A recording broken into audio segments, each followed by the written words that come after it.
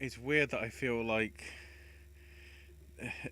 every time I do this show now, it's gonna have to start like Linkara style, and I'm gonna have to go as the mic on. Anyway, welcome everybody to Pop the Question. Number, we don't number them. For the 10th of July, 2023. Everything's going interesting, at least on my end, but I'll mention that in a minute once we get past the intros. Hi. By de facto, I'm the host this time because thanks to weather difficulties, thanks Florida, Owen doesn't have a lot of a chat, so Owen can probably keep an eye on the sort of if chat comes in like now. Yeah, I have from like 5:53 on. I'm just wondering whether like if stuff's brought up immediately, like when we discuss it now, you can then like bring it in then, so we aren't reacting to it like 2 hours from now. That might be an interesting All right. interesting way to go from it. But yeah, Owen's here, Hi, everyone. and also AJ. Yeah. Yeah, the usual John Moxley. Yep. So the interesting fun over here is one of my local cinema chains is in administration. They shut half the screens, and interestingly, at least looking at the ones that are semi-local to me, they must have fallen out with Disney. Because there's no Indiana Jones screenings next week, there's no Elemental, there's no Little Mermaid, but there's a crap ton of like No Hard Feelings and The Flash and Mission Impossible. Basically anything that isn't Disney. So that's that seems a bit tasty. I haven't seen stuff like that since I think it was Vu over here boycotted Universal things. I think because was the third How to Train Your Dragon Universal, or was it Fox by then? I lose track. I hate that franchise, so I don't really know much about it. I know it's DreamWorks. Yeah. It must have been Universal because there was also problems with Mary Queen of Scots, and that was definitely Universal. So that's fun for the cinemas. If there is demand to see them, they're not going to see them there, which probably means less money, which means all the sites shut down. Dear God. Anyway, so Spencer goes, "Hey yo!" And Johnny Carson. That is the worst Ed McMahon version I've ever heard in my life, Ashley. Oh, it was Johnny Carson. Depends on which comedian was doing the joke. Yeah. Thoughts on Oppenheimer and the Barbie face-off? Looks like Barbie's going to do, predicting 80 to 100 million, and Oppenheimer about 40. I'm getting tired of Nolan after Tenet exhausted me, and Dunkirk hasn't aged well for me upon a rewatch. I understand him being tired of Nolan by this point. I'm tired of this Oppenheimer Barbie conversation. I don't care. I know everybody's like, oh man, I'm gonna see both and it's gonna be amazing. I have no idea what Barbie's appeal is, and it's not just me hating on Gerwig. It's partially that, but it's not completely that. I don't know. I'm sure it'll be fine. I'm sure it might even be like surprising, but right now, sight unseen, I'm like not even thinking about it. I'm still unsure about like what the context of the plot actually is. Because at first I thought it was going to be some sort of like pastiche thing, but then it's like no, somehow Barbie gets into the real world thanks to Kate McKinnon and her character or something. And yeah, I there's no way Barbie doesn't win that weekend because it's a very popular brand. It's had a shitload of marketing that seems really successful, and Oppenheimer's a 3-hour biopic that's rated R, by the way. yeah, it's all. I don't know if the box office is in question, but I feel like that's not even a conversation. Yeah. I want to. I'll give my thoughts. So since you're the host, Ash, I'll let you go last. No problem. Um, Everybody knows my. If you've been watching the channel for a long time, you know my utter love for Greta Gerwig, and it's been that way since day one. I will defend her. Go back to the Oscar videos. I did it constantly. Cannot wait for this movie. Very excited for it. I'm not a Barbie mark at all. Not at all. I was a Gem guy growing up. Actually, if you want to talk about female dolls, it was Gem for me, not Barbie. And I got that movie, and it sucked ass. So basically, I'm excited for the concept. I feel that both Robbie and Gosling should be able to lead the movie. It's got a very intriguing cast.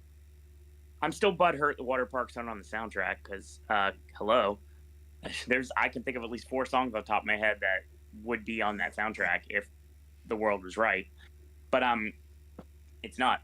So, needless to say, I'm looking forward to it. Looks like it's going to be fun. It's going to be a fun ride. I'm curious to see what the theatrical experience is going to be like after sitting through Oppenheimer beforehand.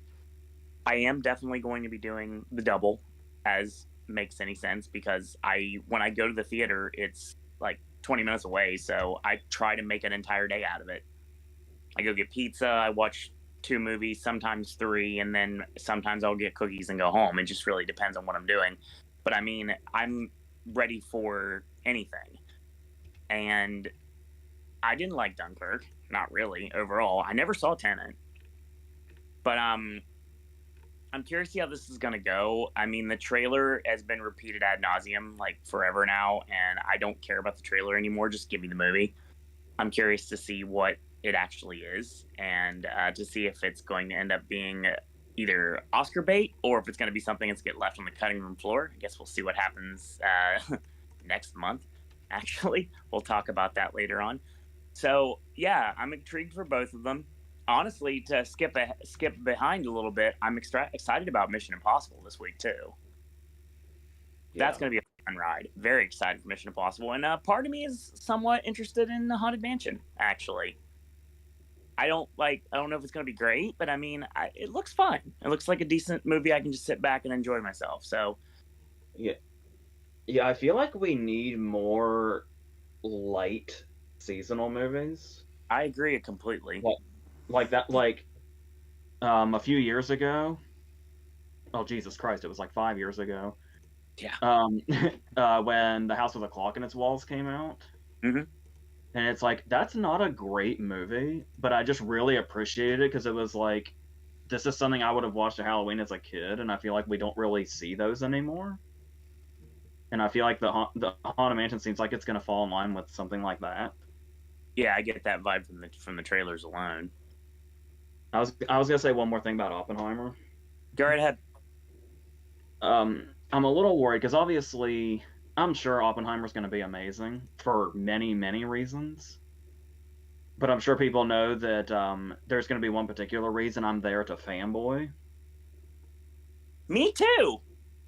I'm starting to worry about how much Blunt is going to be in it, because they're talking a lot about there being a lot of focus on the Pew storyline, which obviously won't have a lot of Blunt in it.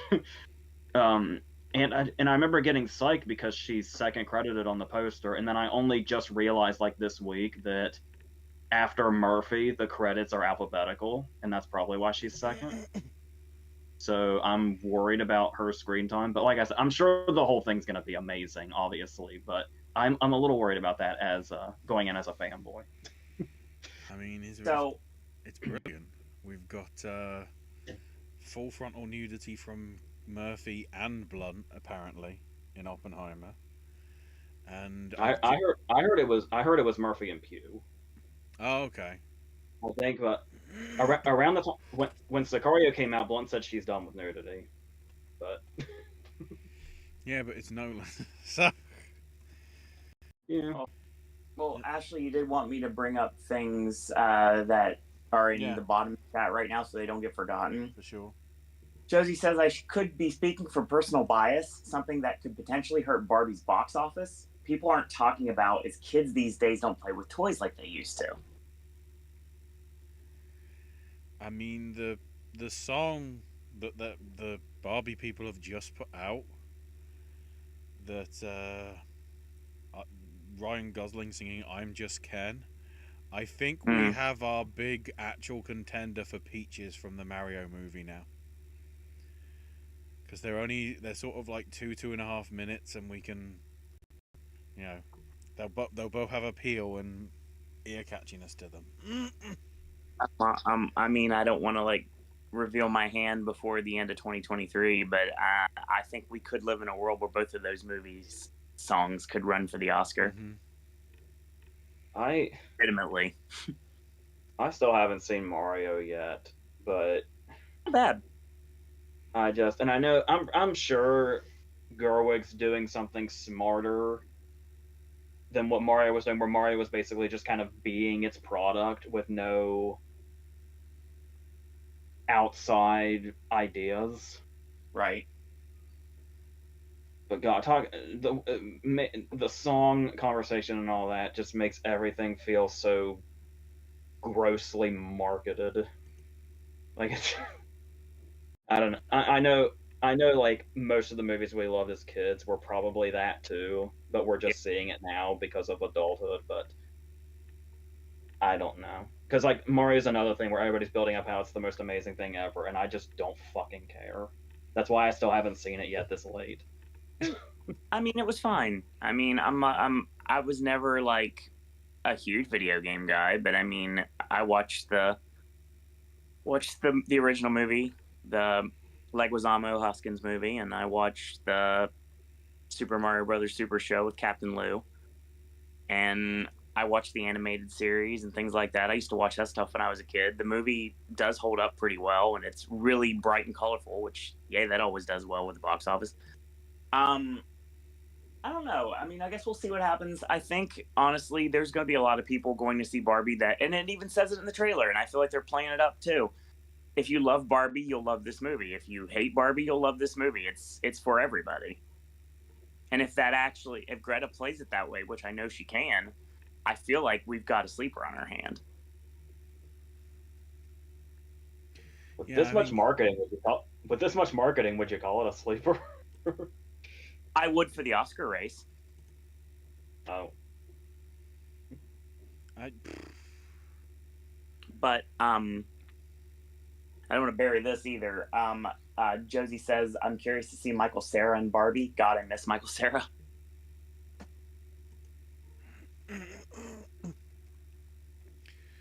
Well, all the people being Kens and Barbies, that's just going to get complicated.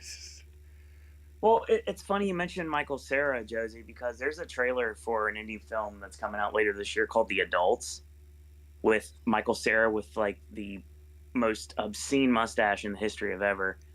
And I mean, the trailer looks great. So I mean, Michael Cera is like, I've been somebody's work that I've enjoyed throughout the years, and I want to see him grow as an actor. And I feel this performance will be something like it, just based on the trailer alone. And I don't think everything is going to be all bubblegum, pun not intended, when it comes to the Barbie movie. I feel like there's going to be some core to it. There's going to be the empty-headedness, of course, but I feel like it's going to have a point. Because otherwise, this movie would have went to Diablo Cody back in the day, but that version of Barbie didn't get made. From what very little I hear, which is not really much of anything. Sure. And I don't want to sound like I'm praising this movie, because I'm not. But it was one aspect of the movie I did kind of praise.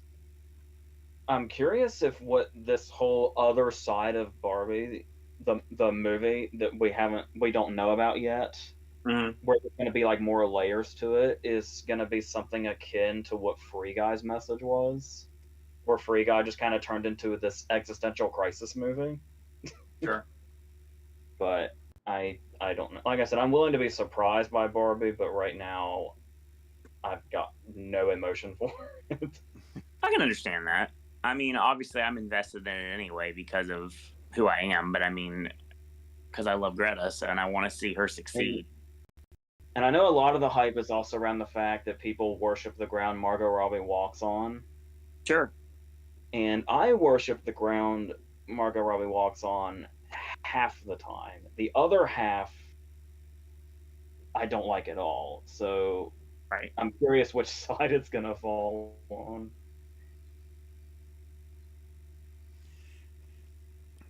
Josie asked real quick if I've ever been to Margaritaville at City Walk. That's a very random question, Josie, but yeah, I have.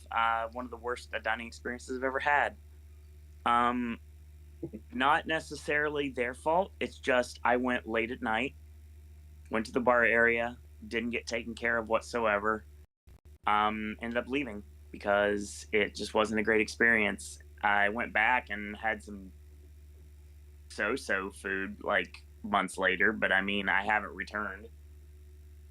If I want to go to City Walk, honestly, I'll go Cowfish or Toothsome or Hard Rock before anything else.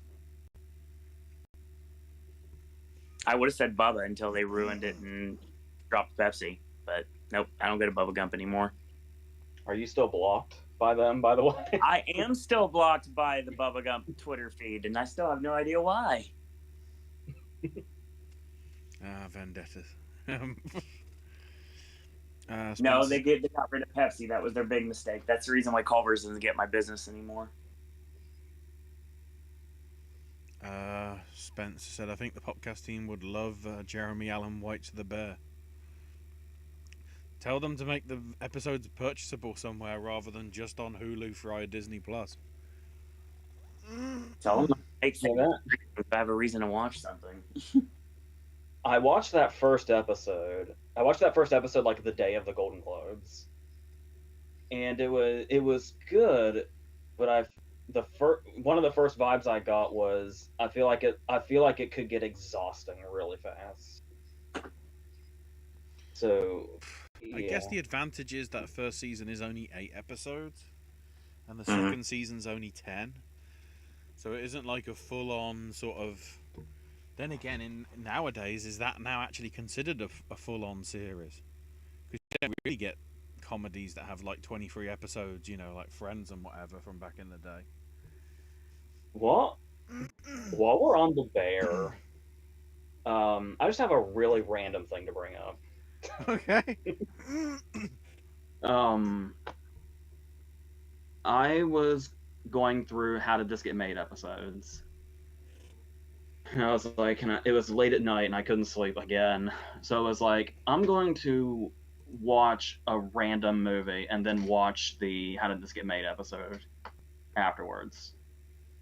And the movie I randomly decided on because it was free on YouTube was Stealth. Oh, God.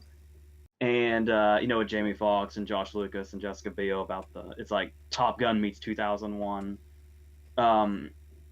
I was surprised to find that the tech guy in Stealth is Eben Moss-Backrack, who I had no idea he'd done. Like, he looked familiar when I watched the first episode of The Bear, but I didn't really think I'd seen him anywhere.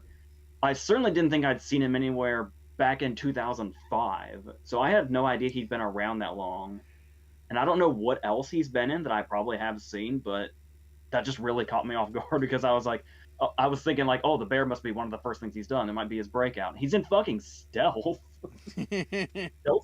Stealth's almost 20 years old. And by the way, age has not been good to Stealth, as you can probably guess. Oh. I know, it's shocking.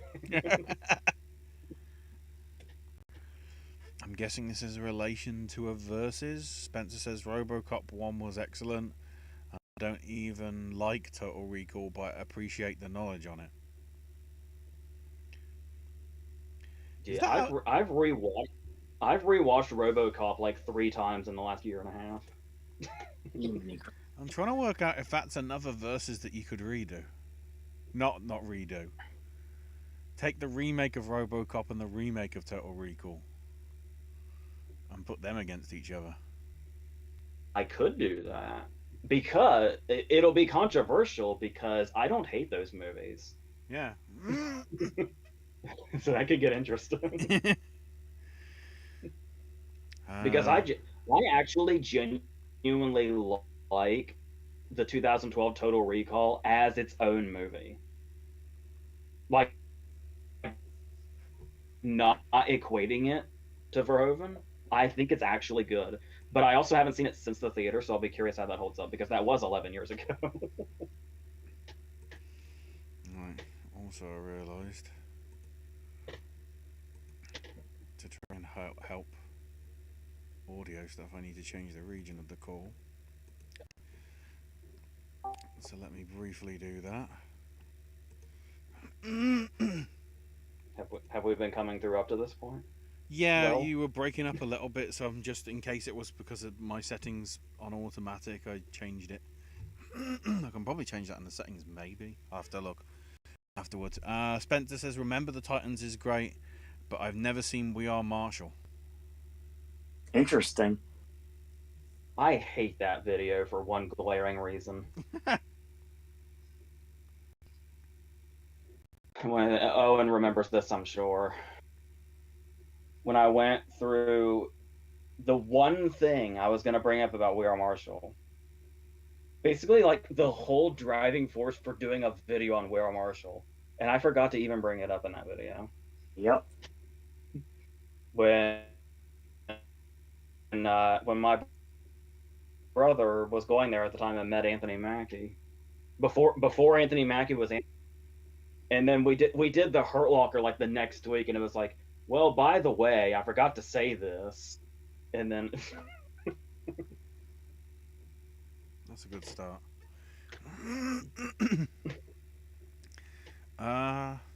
Jeez. This is one I can't give any input on. Thoughts on 1954's Executive Suite?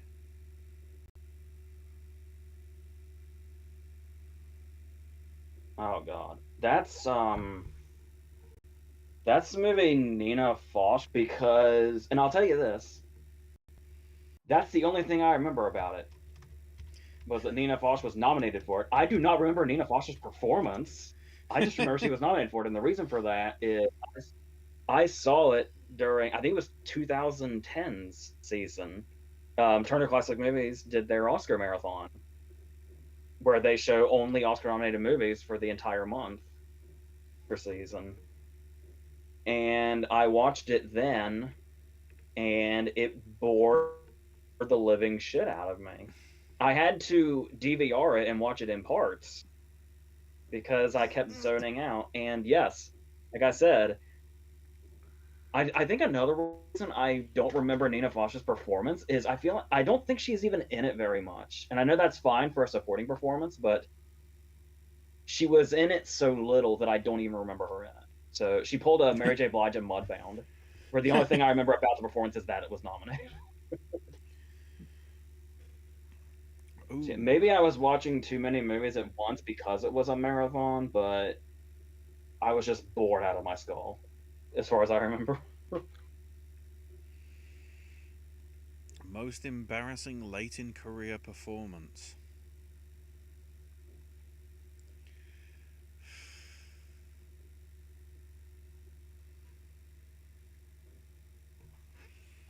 I can't pinpoint one, but I feel like Walken has to have one in here. I just don't. I'm not sure which one. Oh, I'm trying to think.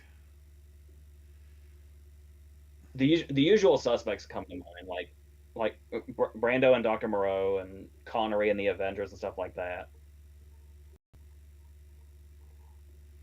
I mean, my obvious answer is Michael Flatley and Blackbird. I'm still waiting for it to get viewable in America, because as soon as that happens, it's going on Movie Club. Because oh my god. Did you did you catch the answers I just said? Yeah. My cursor was doing the blue circle thing while I was talking, and that worried me. Don't worry. Yeah, we got the Walken and the Connery and everything. The sort of the usual suspects, if you will, the sort of obvious ones. Yeah. I want to say that Michael Flatley's Brando, obvious, but yeah. nobody's seen the thing. Thank God it's on the Prime sale for anybody in the UK. You might want to rent it. I bought it because I want to own that piece of crap. Oh my word. Only when I started looking at the credits did I realise Eric Roberts is in it, and then I was like, well, it's either Inherent Vice or it's going to be shit. Which is a shame, by the way. I think I brought this up before. Eric Roberts is a phenomenal actor, even in his straight-to-video shit. It's such a shame he squandered his career in direct-to-video lane, and he seems content with that, so good for him. But Yeah. he's so much more talented than those movies. Anybody you can think of, Owen? Oh God. No, not really. No.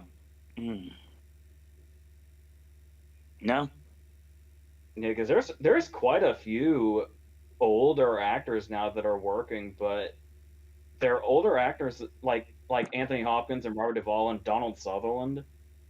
I feel like are bringing their A games as much as they ever have really late. Plummer was until we lost him.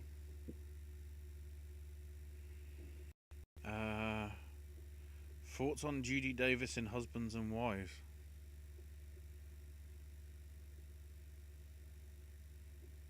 I know some people get pissed off about Marissa Tomei beating her, but I love Tomei's win too much. What I do like about Davis in it is how she's doing like the whole it's supposed to be like an ideal marriage and then it falls apart, and the fact that when you have that setup you feel like you can see where the performance might be going, and this is probably a credit to Alan's writing too, even though nobody wants to compliment him these days, but the fact that it's like you would expect her to completely put on the facade and like for it to be this underlying performance where it's like she's trying to still be this, look like she's living this ideal life, but there's just shit underneath. But it's like the avalanche is so much that she kind of stops caring about the facade and she just gets to play the part like she doesn't give a fuck. And if anybody can play I don't give a fuck, it's Judy Davis. that phone call scene where she keeps using the phone to yell at her husband at her date's house before they even leave back to call him back. It's great, but I have no problems at all with Marissa Tomei's Oscar win. Sorry. Yeah, I mean, arguably it was probably the last good mainstream film that Woody made for quite a while. Because I don't know how big sort of Deconstructing Harry and Celebrity sort of were. Oh, and I guess Manhattan Murder and Mystery was the year after. Bullets Over Broadway was only 2 years later. Yeah, and then Mighty Aphrodite. And I have a charm for Sweet and Low Down, even though that is nearly impossible to find. Jesus. And I love he has a couple of 2010s movies that I love. I know that's controversial, but Cafe Society and Magic in the Moonlight, I especially love Cafe Society. I'm with AJ. And Midnight in Paris was in there too. Mm-hmm. Yeah. Yep. The only one everybody went crazy for that I really didn't like was Blue Jasmine.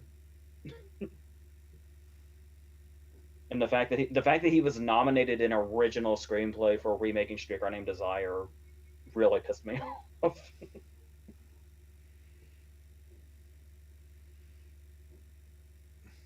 Oh, that's interesting.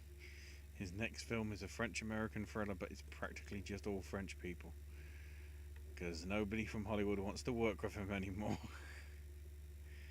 Wow. Oh, it's French language as well. Jeez, yeah. That's the how it started, how it's going meme for Woody Allen. Josie starts up with, "Hey Popcast team, first time watcher since last time. Rolling Thunder, Passport to Pimlico, Sorcerer, Roger Corman's Rock All Night. Animals Are Beautiful People, a documentary. Forbidden Games, The Sting. 1986 is The Pied Piper. And The Wanderers, which that's the Warriors sequel, isn't it? If it is that Wanderers. I'm trying to remember. Was it called that?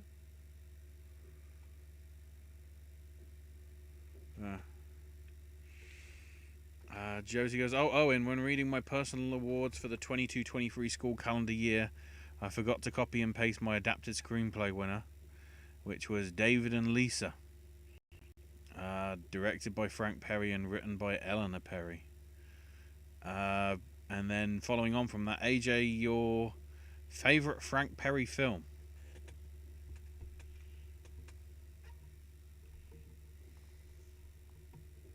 I mean, it's probably David and Lisa, because the way that movie tells its story visually.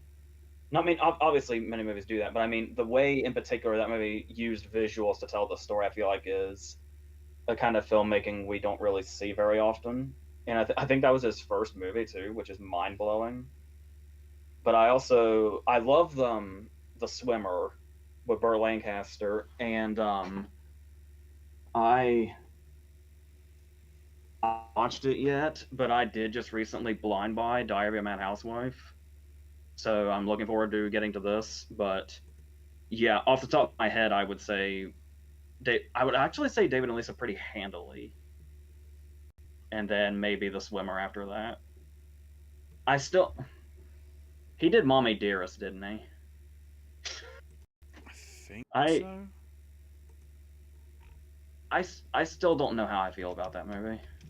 Honestly, I can't tell if it's a masterpiece or one of the worst things ever made. I don't, but I admire it for that. The fact that I don't know, I admire. So Yeah, he did.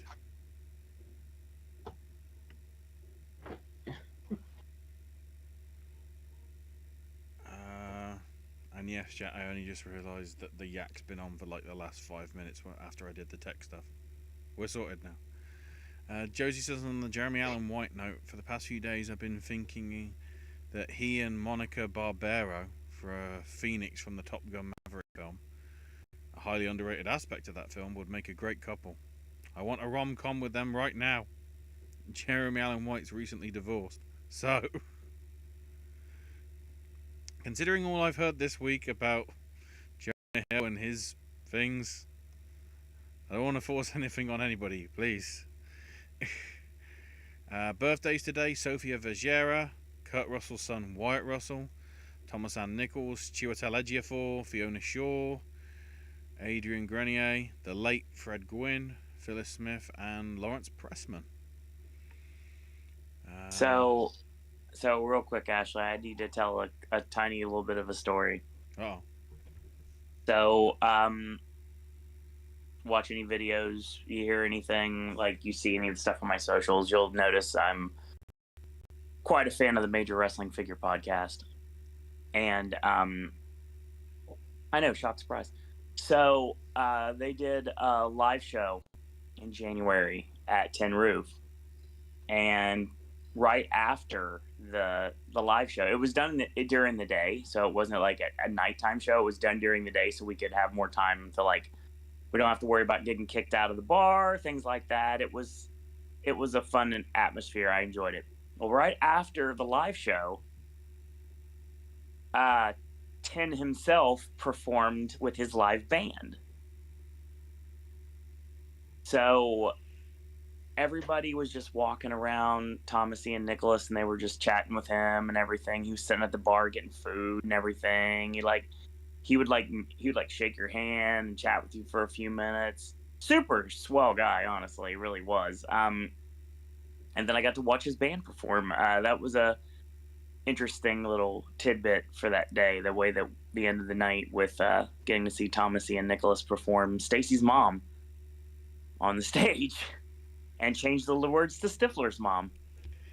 of course. He's a good performer live. And speaking of performers that I never thought I'd get to see, it looks like this year I get to see Kevin Bacon perform because his band is playing Epcot this year. So Nice. I may end up having to go to that. The almighty Bacon. Yes. Josie says, I just finished reading The Patchwork Girl of Oz by L. Frank Baum, a great entry of the Oz series. Right now I'm on this arc of One Piece where characters are turned into toys and they sort of look like Oz characters. Wait a minute. Does being in the room with him technically make you one degree?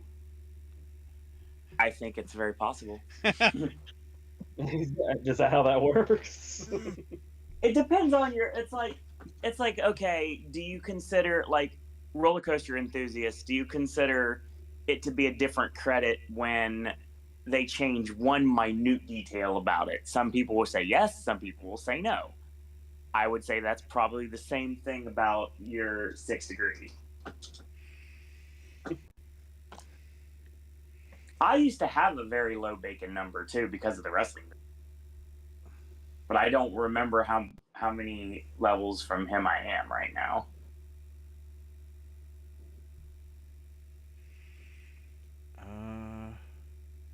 As he continues, the Wizard of Oz story is an allegory of the Industrial Revolution.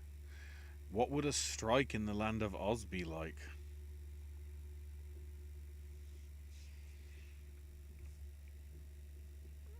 I haven't read the books in so long. When I think the Land of Oz, when I think the Wizard of Oz, I'm only thinking about the movie, the 39 movie. So I'm trying to figure out what specifies because it's all the Land of Oz, right? But like when you say Oz, the first thing I think of is the Emerald City specifically. Yeah. Which would be the most likely place to have strikes if that happened, I would assume. Then again, 'Cause you I feel barely see like the anybody in the actual Emerald City, at least when they go in the wall. So it's like most of the people you see is on the road to there. So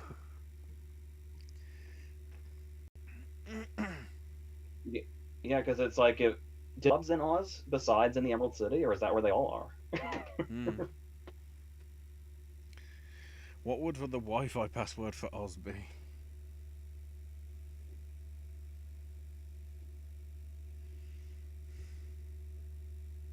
Man, I had a really good answer for this when we did the Twin Peaks one, but I don't know this one. I don't have one.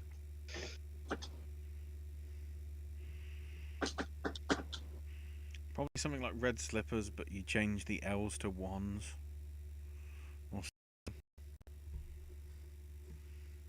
And then you could put a star. You could put a star on either side, so it's like the red slippers are glistening sort of thing. I don't know. That sounds too much like an Xbox gamer tag, like star XX underscore red slippers underscore XX star. Would the streaming service be called Oz Plus or Emerald Plus? Or would there be competing entries, not to mention Munchkins? Munchkin sounds like Oz the Plus is equivalent of smoother. Peacock, I would say. I mean, honestly, I feel that if you cross the picket line of the Munchkins, if they're striking, I feel like you're going to have a bad time.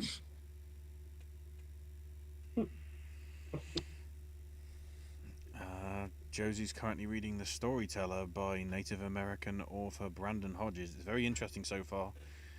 It's about a Native American 6th grader who ventures off with his friends to find his mother, who's been missing for 10 years. In the book, they speak of a mysterious individual called the Storyteller, and the book took a turn I was not expecting.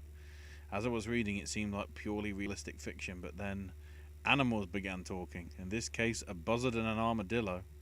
The armadillo claimed to be a reincarnation of Andrew Jackson. Can you think of any books that shocked you while reading, whether that be with a twist or genre shift?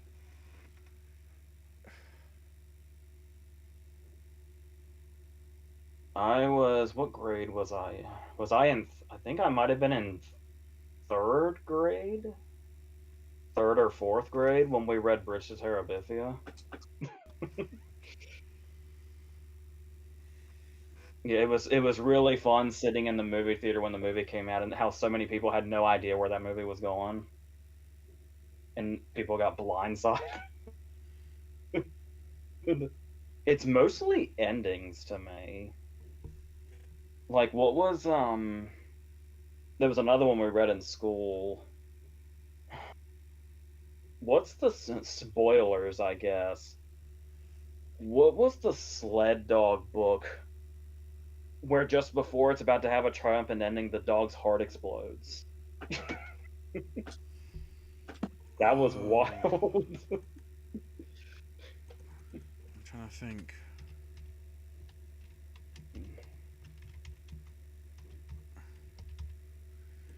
Luckily, Dog Heart Explode, the book, is a Google thing. Stone Fox. Apparently. Yeah, I think that's it. I've not heard of it. But thanks, Wikipedia. Good job, Google.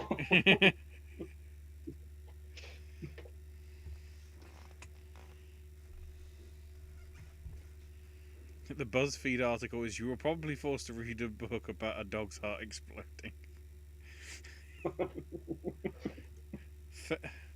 Good clickbait title, but also kind of accurate, seemingly, it appears.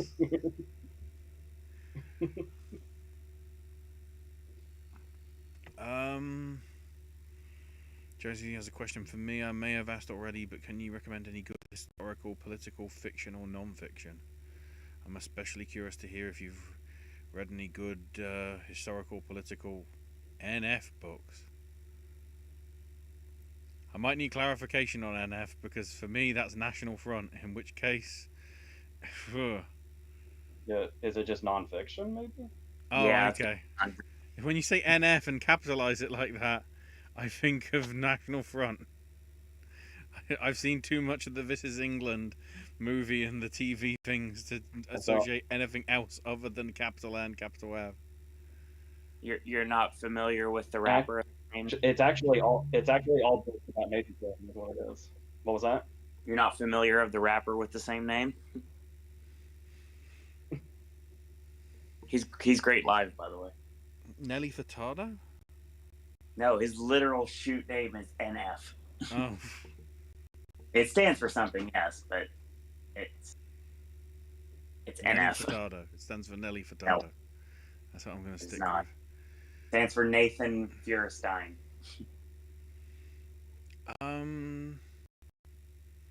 There's a lot of...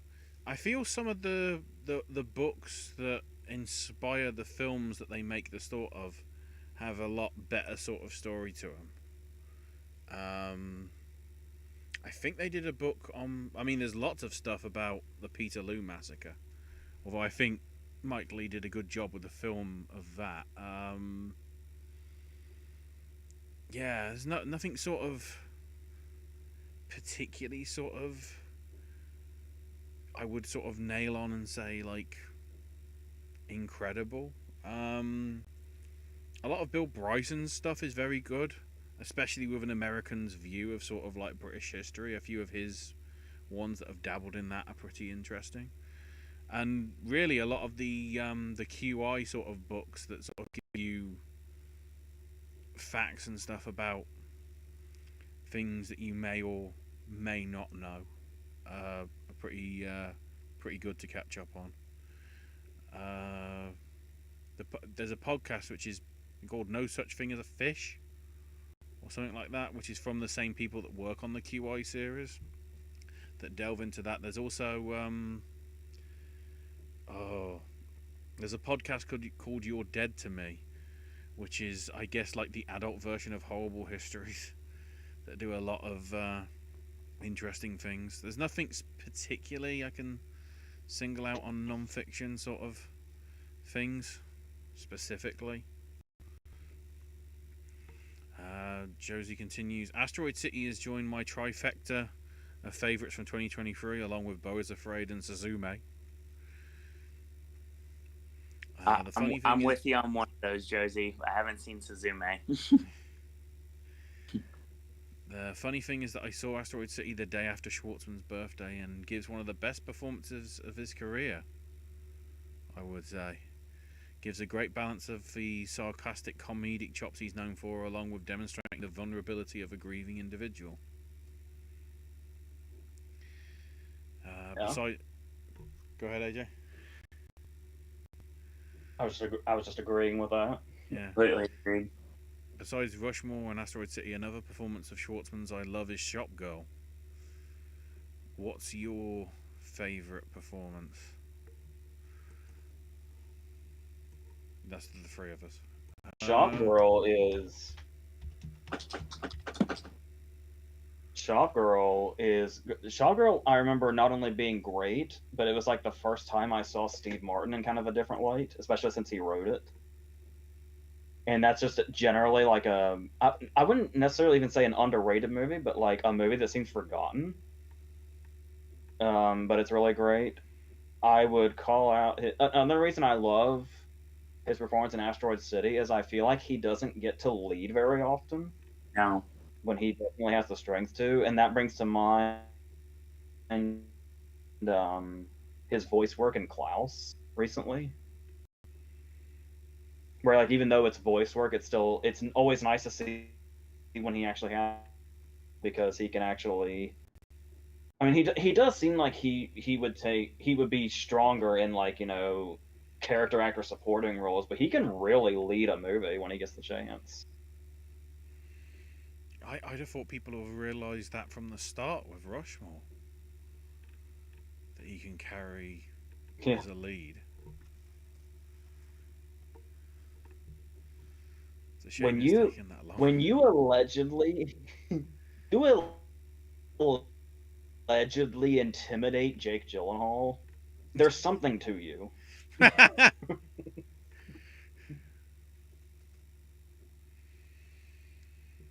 I'm guessing he was pretty good in season 4 of Fargo.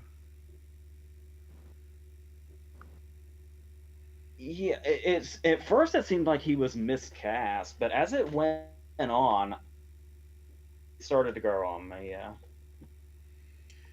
And also, he was in the Wet Hot American Summer revival as well,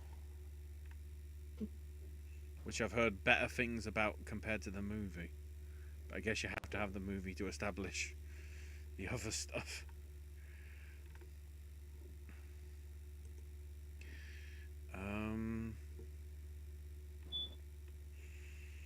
Thoughts on Slackers from 2000?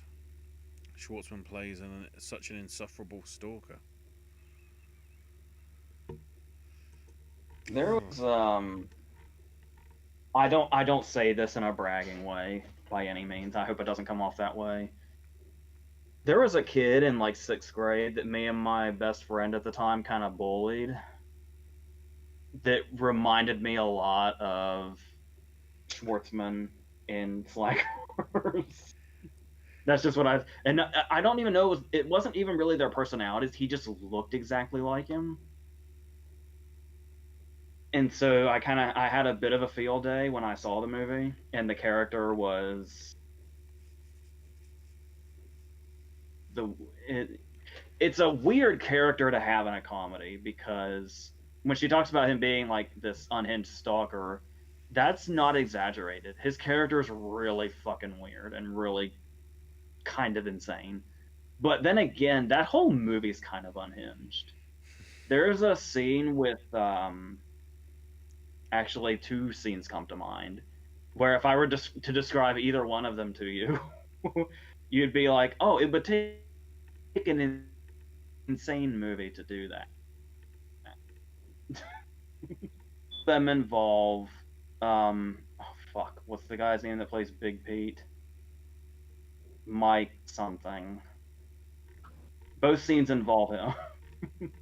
and that doesn't even involve the insanity that is Schwartzman scenes.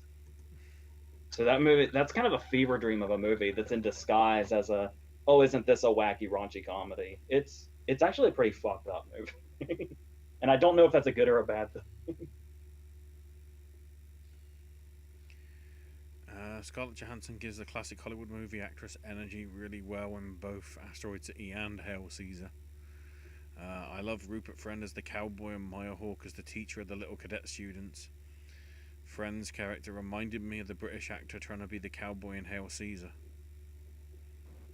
Wait, that was... Yeah, after Asteroid City and the death of Stalin, I'm all for this Rupert Friend playing comedic roles in ensembles movie trend he's got going now.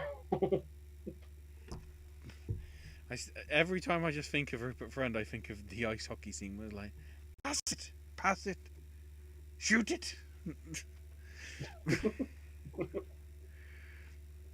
Fisher Stevens' short bit was hilarious. He's doing more stuff now that Succession's over. Favorite movie that involves looking for a missing person?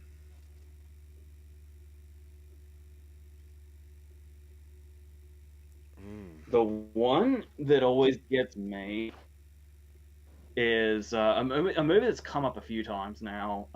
Breakdown with Kurt Russell. That's one of those movies it feels so freaky because after a while you could probably say it gets far-fetched, but there's a long portion of that movie that feels really scarily grounded. It really works well. I actually just rewatched Prisoners recently, so that certainly comes to mind. Yeah. The Wicker Man, the original Wicker Man, the original Wicker Man, and the original The Vanishing. Mm-hmm. The way those movies really capture like the real, like, after you watch those, and they're like basically horror. Some of them are clearly horror movies, but all of them feel like horror movies even if they're not.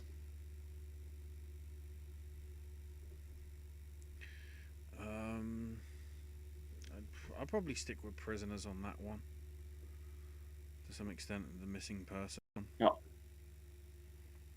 Yeah, searching and missing, of course, are a good, good recent conclusions. Although, is it truly missing? Favorite movies about mistaken identity? I don't want to be. It's probably a stereotypical answer, but North by Northwest. Then again, is it mistaken identity? I don't know. Owen, did you have a missing person answer? I'm just kind of sitting here. Gone Girl's definitely up there. I would say Mystic River. Mm-hmm.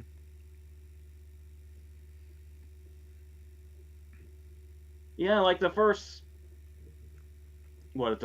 20 minutes or so, or have that missing person feel, yeah. Maybe The Lovely Bones.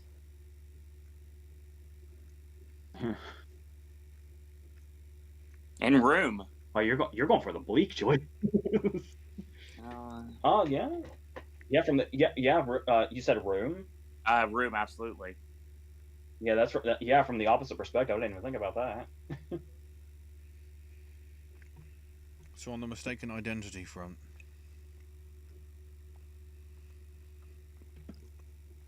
Lebowski comes to mind. Yeah, of course. Really good one. Mr. Ripley comes to mind.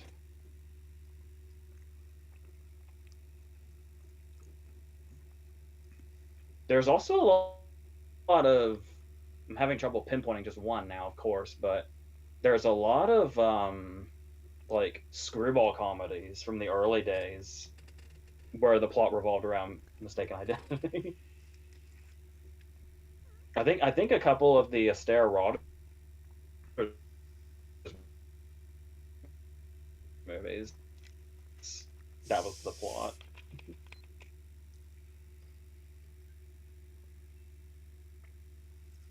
Yeah. Any for you, Owen? Well,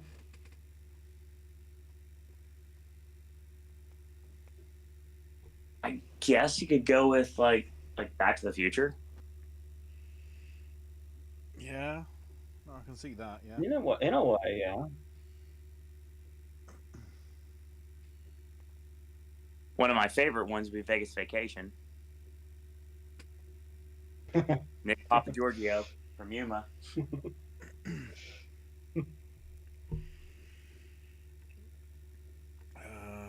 Josie says, I also recently saw Past Lives, and I know Teo Yu's character Hei Sun is the main male lead.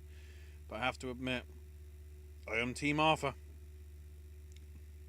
played by John Magaro. I'm so behind on this year's movies. I had a chance to see it, but I didn't take it because the schedule didn't line up.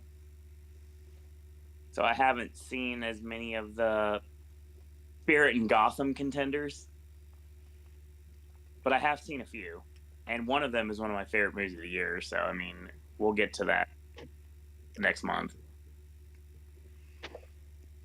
I personally prefer their chemistry. Turns out I'm not the only one who thinks it. This reminds me of how when the Hunger Games actually mattered. Tell that to Jason Schwartzman. He's in it. He's in that prequel thing. He might be good. I don't know. Yeah, isn't he? Isn't he like He's Firebird. related to Stanley Tucci's character, isn't he? He's Firebird. That makes yeah. sense.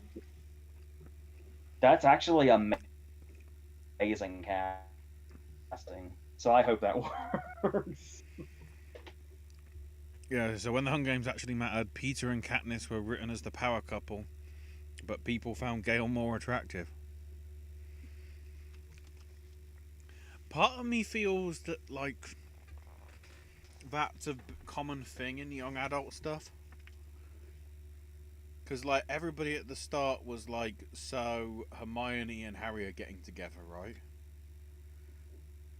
Which then obviously petered into Hermione and Ron. And Ginny with Harry instead. I feel that's sort of a common thing in the writing where sort of the ones that sort of seem to be pushed together as the obvious sort of couple never sort of make it through because somebody else like comes in. Even, I mean, it didn't eventually happen in Twilight, but I felt they could have done the same with that as well with you know, Vampire Boy and Wolf Boy. I can't remember. I remember Edward. I don't remember. I just know him as Taylor Lautner because he's just Taylor Lautner and everything. It's probably because he did that Cuckoo thing when he was basically just himself. Because, who was in the first series of Cuckoo? Why have I not? Why have I gone for a brain fart?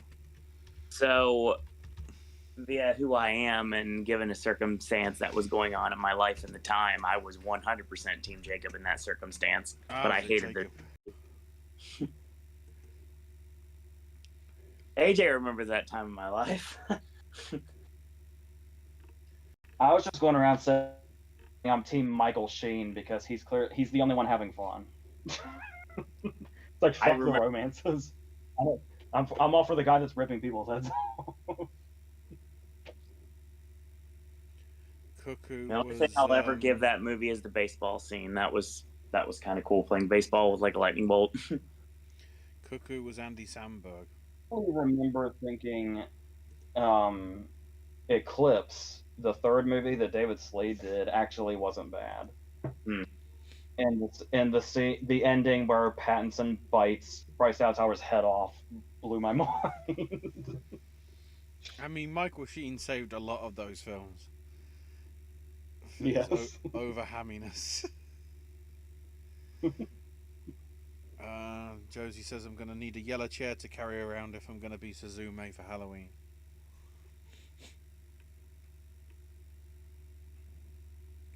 I don't even know the context of that, but it's a funny sentence anyway. In honor of Oppenheimer, a favorite bomb scene from a film. As for me, I love the bathtub bomb in The Addams Family Values, the flea bomb in Mouse Hunt, and the radio station bomb in Jingle All the Way. Batman. Yeah, all of those are good. I mean, I hate to be basic and obvious here, but Speed. I was going to say Doctor Strangelove, straddling the bomb as it goes down. Um, does Dynamite count? Of course. If Dynamite counts, I'm gonna say Bastards as well. That's fair. Richard Jewell. I know Richard Jewell's a little more grounded than the rest, but Also, the one we've already talked about, Die Hard with a Vengeance. Just that opening, we're just like, yeah. let's bomb a shop.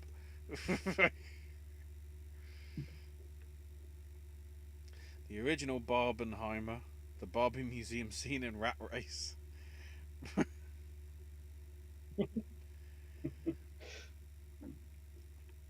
The Barbie Museum scene and the way it escalates are perfect comedy.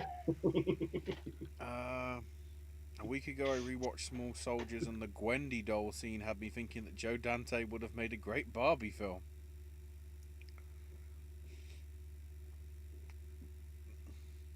Oh my god! Look, and would this have been a horror movie or? I don't think she's directed a movie in a really long time, but another woman who I think who could make a great Barbie movie, I think, is Amy Heckerling. I could see that. Yeah, back in the day, yeah. Some Small Soldiers trivia. Dante originally wanted the cast of Predator to voice the Commando Elite. Schwarzenegger would have voiced Chip Hazard. Shane Black would voice Kip Killigan. Carl Weathers would have been Butch Meathook. Jesse Ventura would have been Brick Bazooka. Sonny Landham as Nick Nitro, and Bill Duke as Link Static. That's a nice idea, but Tommy Lee Jones is too perfect. I can't imagine him with any other voice. The murder of Phil Hartman before the premiere caused some minor changes before release. He didn't appear in any print ads, which almost had no human characters, and didn't appear in any TV spot.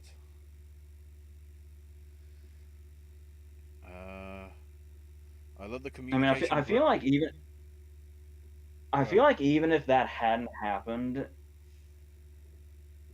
it was the right marketing call anyway for the TV spots to focus solely on the toys. Which feels weirdly full circle for me to say, given how we started this conversation with the Barbie conversation. But how marketing sucks. It takes the joy out of everything. It's like, it's a great marketing choice. I love the communication breakdown by Led Zeppelin Needle Drop in Small Soldiers. Favorite Led Zeppelin Needle Drop? Oh, that's a good question. The most unexpected was bloody King Arthur. What's Babe I'm Gonna Leave You got to do with King Arthur, for fuck's sake? I love the bringing Heckerling back into this already. I love the use of Kashmir in Fast Times because it's such a cool song, and it being played over the most awkward date ever. I love when the levee breaks for the end credits of The Big Short. Mm-hmm. I mean, I know. We're probably about to say the same one. Because there's only one that comes to mind, even though it feels like it's something that was stolen out from literally under our grasp.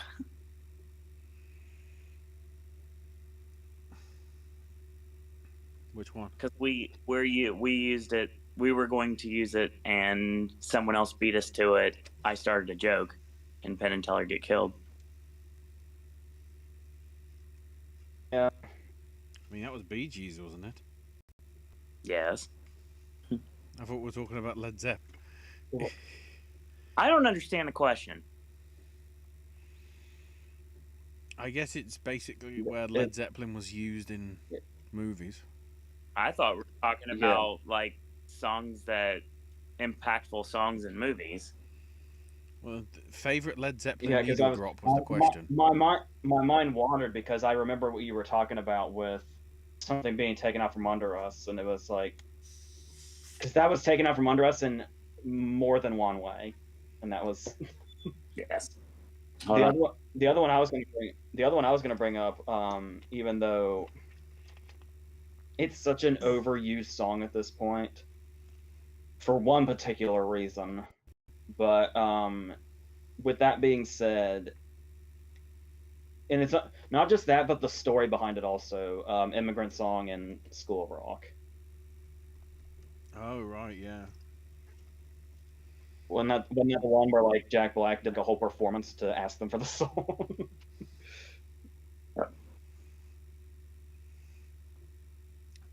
To be honest, I think I mean, I was going to say for Ragnarok because just the timing with the sort of climactic scene really sort of gels with it as well. But I think it was from that point that's when Led Zeppelin was just like, so who wants our music? Because that's when King Arthur happened. It's like, oh, what the hell? Yeah, that's because I loved it. It wasn't. It was a redone version, obviously, but Fincher's Dragon Tattoos opening is incredible. Mm-hmm. But yeah, I feel like Ragnarok and everything after made the song tired.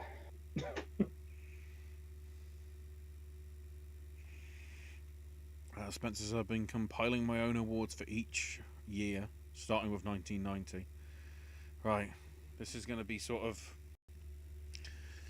go through. I'm going to, go through these fast and then we'll just generally think whether that's a good list or not. So, for 1990, Best Picture Dances with Wolves, Best Director Kevin Costner for Dances with Wolves, Best Actor Jeremy Irons for Reversal of Fortune, Best Actress Angelica Houston for The Grifters, Best Supporting Actor Al Pacino for Dick Tracy, Best Supporting Actress Diane West for Edward Scissorhands, Best Adapted Screenplay Dances with Wolves, Best Original Screenplay Avalon, Best Cinematography The Sheltering Sky, Best Music also for The Sheltering Sky from Sakamoto, and Best Foreign Film Akira Kurosawa's Dreams.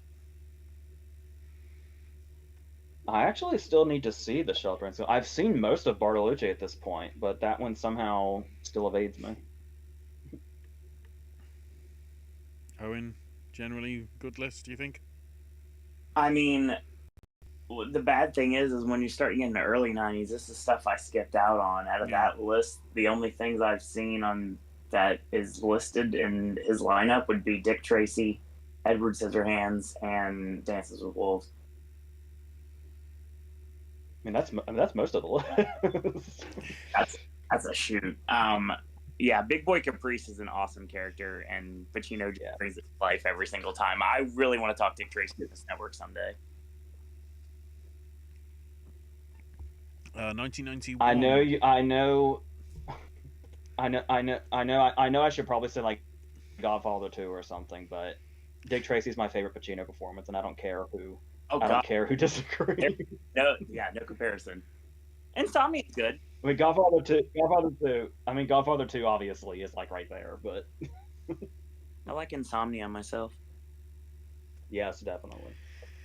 For 91, Best Picture Barton Fink, Best Director the Coen Brothers for Barton Fink, Best Actor Hopkins for Silence of the Lambs, Best Actress Sarandon for Thelma and Louise, Best Supporting Actor Harvey Keitel for Bugsy, Best Supporting Actress Juliette Lewis for Cape Fear, Best Adapted Screenplay Silence of the Lambs, Best Original Screenplay Boys in the Hood, Best Cinematography Roger motherfucking Deakins for Barton Fink, and Ennio Morricone would get Best Score for Bugsy.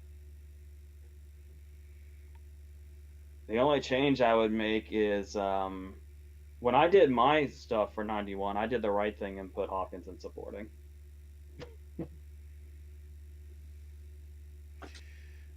I briefly put this in here. Bry says, this past weekend I found out one of my movie theatres in my county, nearby my 90% defunct county mall, is closing in 10 days from now. Are they? Yeah, every time. That's a shame. You're gonna miss out on the Barbenheimer. Yeah, we're at a point now where every time I hear about a movie theater closing, I get the feeling that I had when video stores started closing one at a time. It's just I can feel a piece of my soul going with them. Bry also says I can't wait for Amazon Prime Day, which is tomorrow and Tuesday and Wednesday, I think. At least it is here. Yeah, I love the fact it's Prime Day and it's 2 days, so it's like, that's a lie. Right, for night. Oh god. Wow, chat. I really didn't scroll down to the bottom for chat to update. There we go, 1992. So this is the last one. He's not doing all of them. We're doing 3 years. So for 92, Best Picture, The Player. Best Director, Eastwood for Unforgiven. Best Actor, Tim Robbins for The Player. Best Actress, Miranda Richardson for Uncharted April. Just been posted twice. That's all right, Spencer. Best Supporting Actor, Gene Hackman for Unforgiven. Best Supporting Actress, Miranda Richardson for Damage. Oh, she do the daily double. There you go. Best Adapted Screenplay, The Player. Best Original Screenplay, Unforgiven. Best Cinematography, Zhao Fei for Raise the Red Lantern. And Best Music Score will be Goldsmith for Basic Instinct. That's interesting. Yeah, the only thing that comes to mind there is I've seen Enchanted April, and it's just a blur. It had no staying power to me at all, so, but everything else is obviously quite solid. Mm-hmm. Obviously Hackman's incredible. I was hoping, because 92 is such a great year, and I don't think people realize how great of a year 92 was. Supporting actor choice, but obviously you can't fault Hackman. So, yeah. Spencer will do 93 and 94 next time around. Also recommends as a versus Deepwater Horizon versus Patriots Day.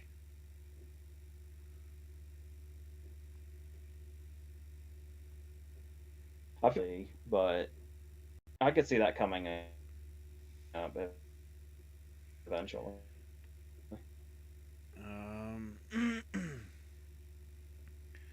I'll save Bry's personal Oscars lineup so I can do them all together. Spencer says thoughts on Shadowlands. Yes, love that film.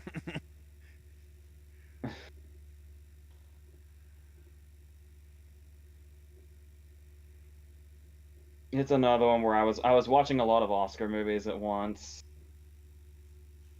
and the period movies kind of blended together. Like I feel like I saw It and Remains of the Day probably at least in the same week, and it was. I mean, I'm sure they're totally different if I were to watch them now, but yeah, it was mainly was it Winger that was nominated for that? I think so. I think. Yeah. Hopkins missed out, I think, for lead nomination. Oh, that's something I wasn't aware of today. The first trailer's gone up for Ridley Scott's Napoleon, which will actually go to cinemas before Apple for a change. We'll briefly touch on this because we've discussed, I think, her before. Thoughts on Miranda Richardson, because we talked a lot about her when we talked Crying Game, because she did a lot of really good stuff in the sort of 80s and 90s. Yeah, 90s especially, and then it feels like anymore she's just in like throwaway supporting parts, which is pretty depressing. Her last hurrah was probably Chicken Run. To some extent. Yes, I'd love to see some kind of like comeback or something. I actually just revisited her for a video that's coming out in October, but obviously we'll get to that.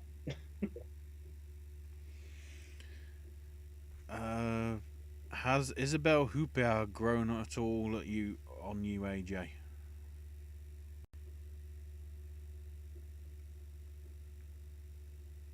I loved her in her Criterion Closet video. I love that. That was a really nice moment when she picked White Dog because Curtis Hanson wrote it, and she said it'd be a nice reminder of him, which is very funny because the movie she did with Curtis Hanson might come up soon. So you might be getting an Isabelle Huppert conversation sooner than you think, Spencer. So, but yeah, I mean, not really as an actress, but I still need to. There's still a lot with her I could revisit that could probably change my mind, and then I'd have to see where I am from that. But yeah, one of her movies will be coming to Movie Club very soon, though. So yeah.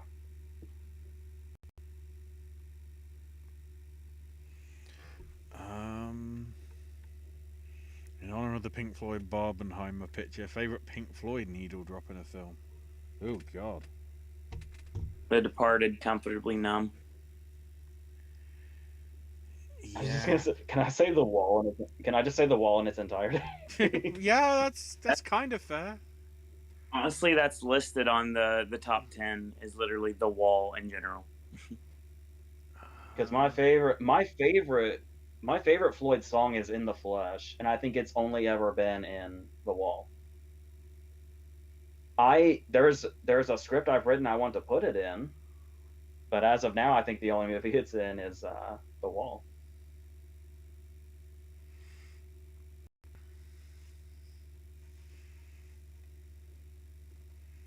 Can't think of anything off the top of my head because like getting their music is just as it's about as rough as Led Zeppelin was 20 years ago.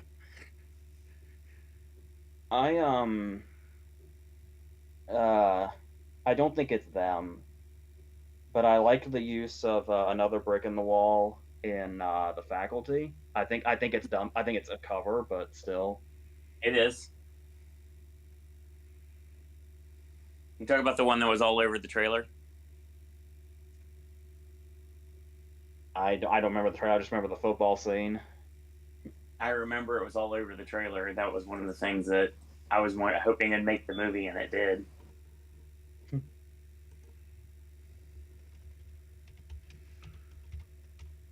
trying to think of other movies that had Pink Floyd music in. Ooh. Oh, The Squid and the Whale. Yep. Where Jesse Eisenberg lifts the song thinking nobody will notice.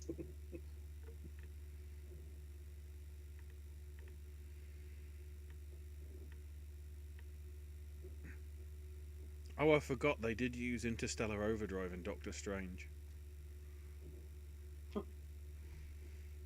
Which, considering how trippy that film gets, and considering how psychedelic Piper's at the Gate of... Well, the Syd Barrett years, it fits.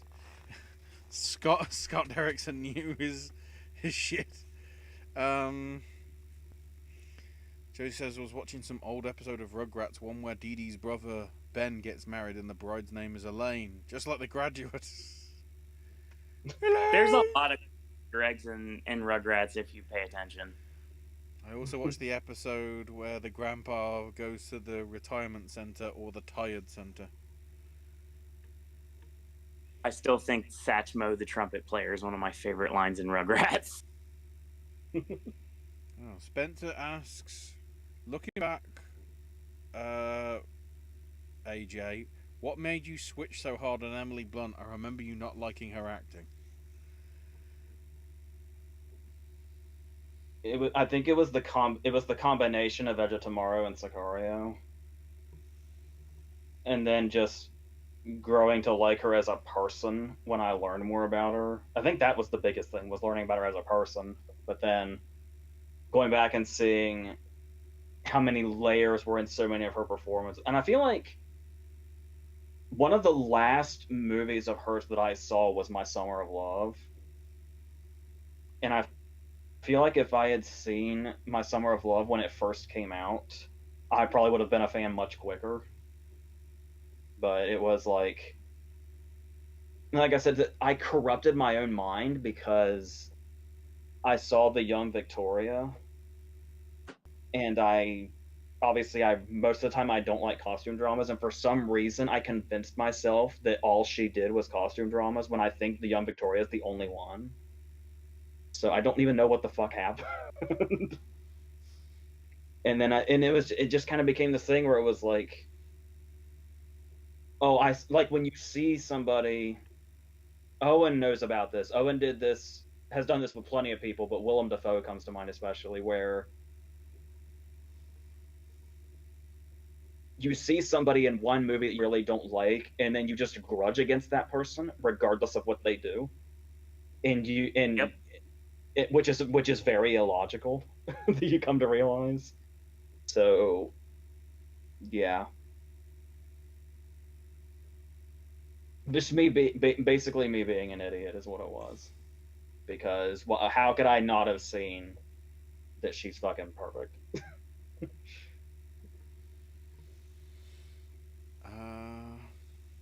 If Indiana Jones was still distributed by Paramount, it would have been awesome to see another Okie Dokie Jones short like with the '98 Rugrats movie.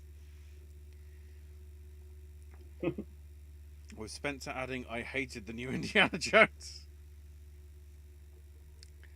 Okay, Spencer, I didn't hate it, but it just kind of exists.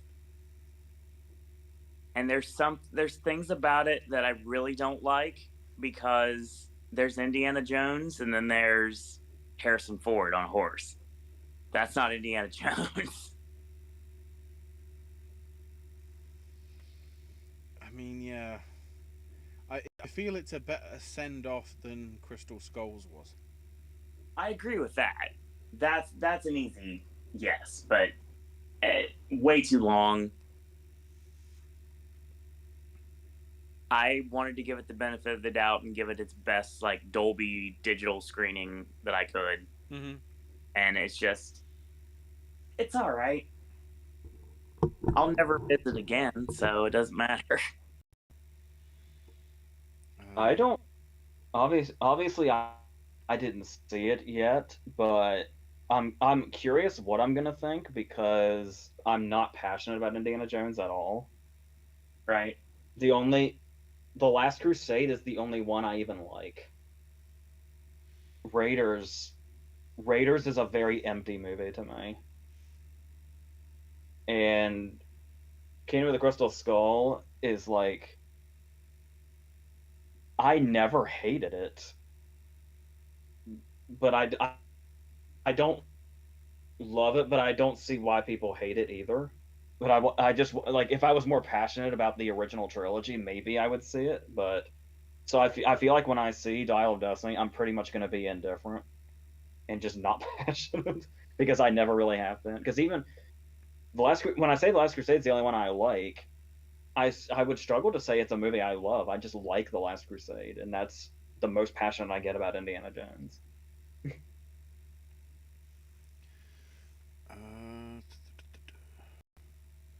Who would win in a game of poker, the grandpa from Rugrats or the grandpa from Hey Arnold?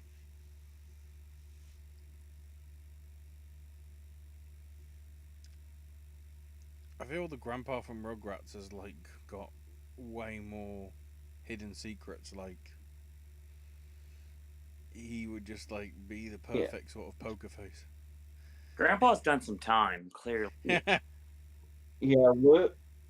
Lou would be really stone faced. I feel like Phil would be too scatterbrained. Right. Like I feel like Phil's always getting distracted. Phil would have to always run to the bathroom too, because that's where he spends most of his time. I mean, Hey Arnold was not really my jam. I never really got into it. but I always loved Rugrats. I was supposed to see Indiana Jones Dial of Destiny on the 4th of July, but we did other things instead. Which then randomly I did. brings us to favorite scene in a movie involving tape.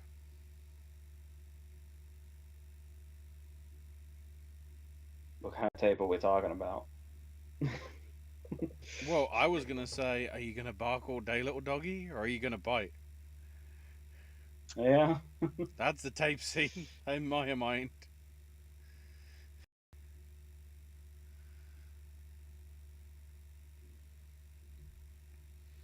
And I guess you've got all the various. I know it's not tape in Clockwork Orange, but how you see in various other films where people tape their eyes open, Clockwork Orange style.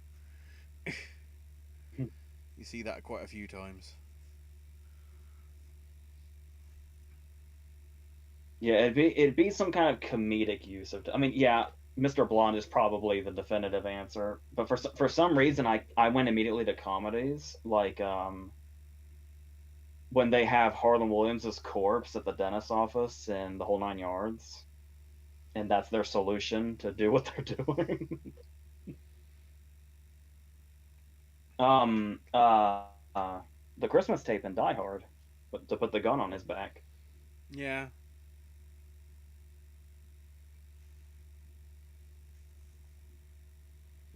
And then you can think of it. Isn't there? Oh, I'm pretty sure it's Hollow Man. I think it's Josh Brolin gets stabbed in the stomach, and he uses duct tape to close the wound. I always thought that was really fucked up.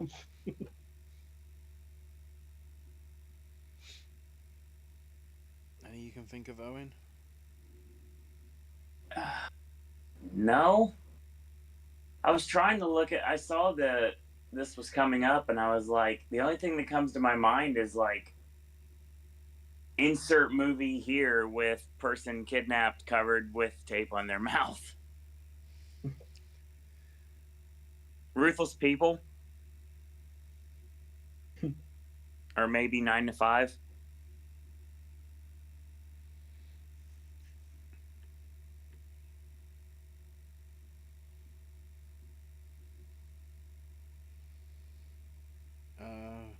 Favorite use of a specialty license plate in a movie?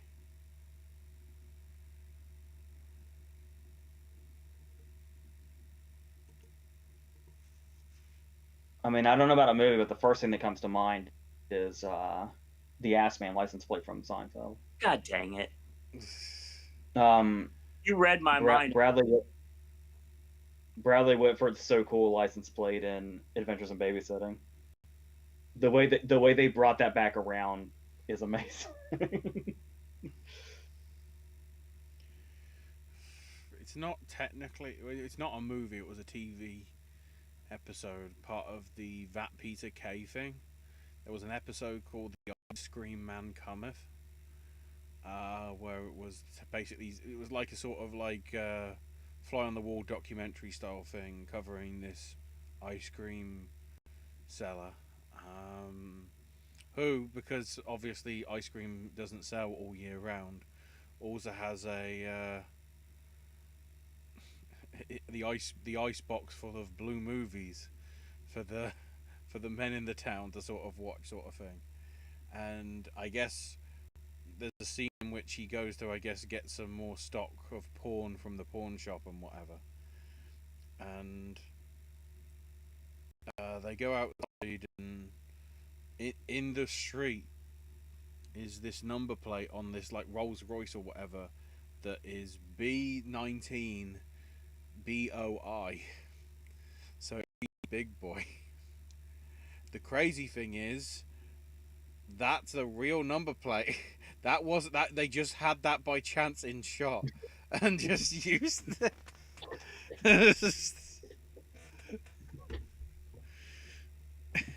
I mean, there's Band 1, there's the Ecto 1. A good one with Defense, Michael Douglas and Falling Down. Yeah, I was gonna bring up Glenn Close and 101 Dalmatians. and beating you in Jeepers Creepers, which Sticker we and which we learned that's not exactly what it says. Yeah, did you just say ass kicker from Con Air? yeah, I certainly did. And Spencer mentioned sometimes they come back is fun. Yeah, it's a surprisingly well done adaptation. I was surprised how the movie added more depth than the story had. Even though the story's like 10 pages, but still, the way they worked in the ending that the movie has was really well done.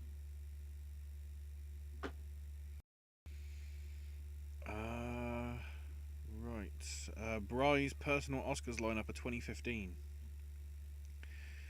For adapted screenplay, we have Brooklyn, Carol, Room, When Marnie Was There, and the winner being The Martian. I'd say that's a pretty good list of 5. I only do not know one of the movies, but that's a shock. Probably nobody. I was saying before, I rewatched a lot of Todd Haynes' movies recently, and Carol still does fucking nothing for me. Not even Carter Barwell's score. It's just so weird that was his first nomination of all things. That's one of the very few things I remember from Carol. That score. For original screenplay, Ex Machina, Hateful Eight, Inside Out, Mustang, and the winner, Straight Outta Compton. I'd take out Inside Out, but otherwise, that's strong. I take out Mustang because I don't. Do you want to say the statement about Mustang again? Because OBS, the streaming stuff, dropped. We're still streaming on YouTube, it just that we probably lost that 30 seconds, so just to be on the safe side.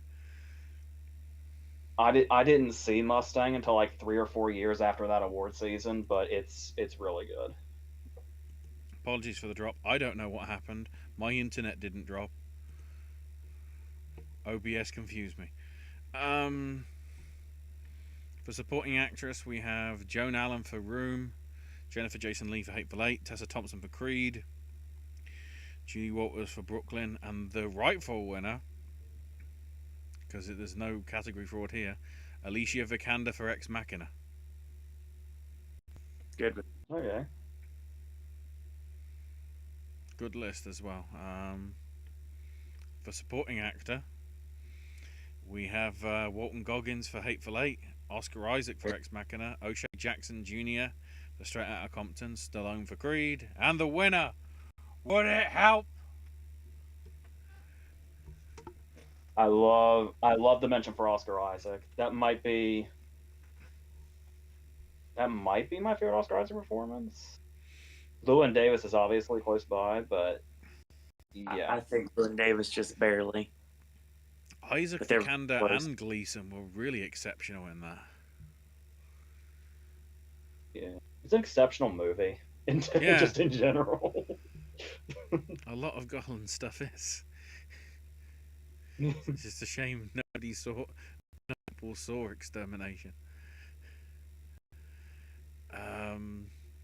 For actress, Bri has Emily Blunt for Sicario, Rooney Mara for Carol, Guinness Sensoy for Mustang, Alicia Vikander for The Danish Girl, because it's the leading role, and the winner, Saoirse Ronan for Brooklyn. Again, I would probably take out Mara, but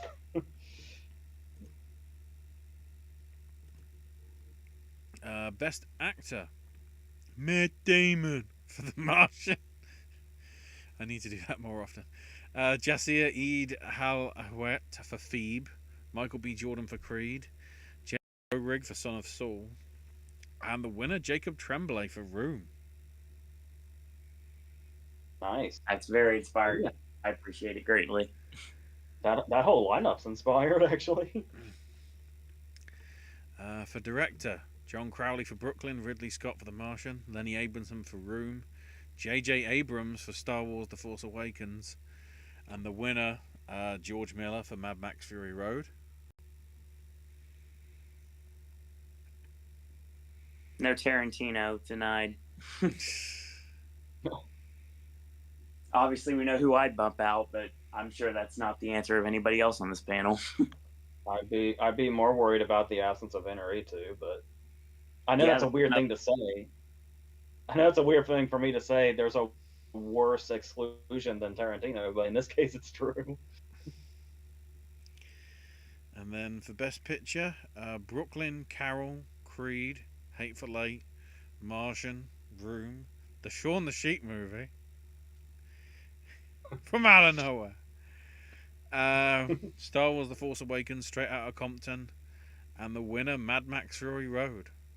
It gets director and picture, but nothing else. That kind of came from out of nowhere. Definitely not a fan, but everyone knows how much I dislike Mad Max. Spencer mentions, Are You Afraid of the Dark should be revived with Del Toro and Lee Whannell and James Wan. Yes. Max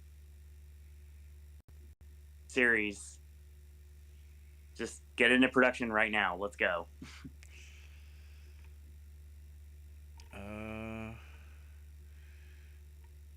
Double check.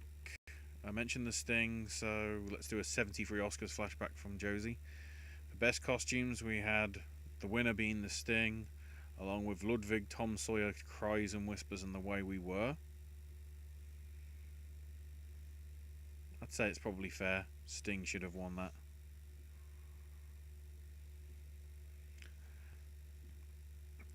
Best editing, Sting winning, along with Jonathan Livingston Seagull, Exorcist of American Graffiti, and Day of the Jackal.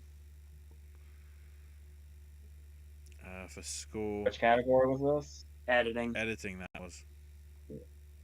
Yeah. Also, Josephine notes that Sting was a deserved winner for editing.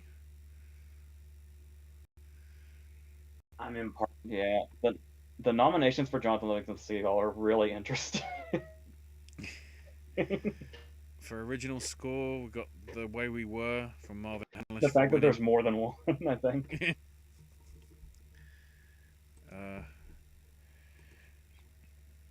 Yeah, so Way We Were. Whoa. Way We Were. I've got an allergic reaction to Marvin Hamlish, haven't I?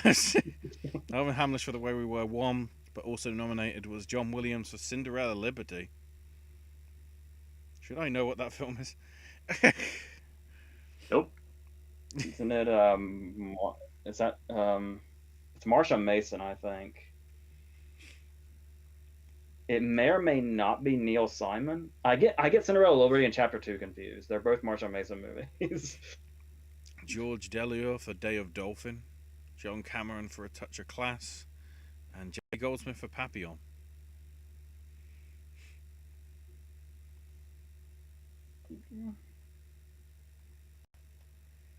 I'd say it's probably about right.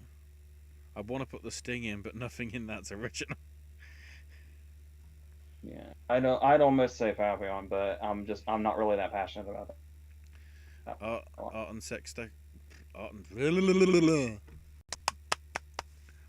and set decoration. Sting won, but we had nominees for Exorcist, Tom Sawyer, Brother, Sun, Sister Moon, and The Way We Were. Yeah, the Sting set itself plays such a massive role in the plot.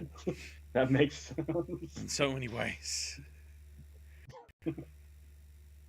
For cinematography, Cries and Whispers won, beating Exorcist, Where We Were, The Sting, and Jonathan Livingston Seagull. He's back again.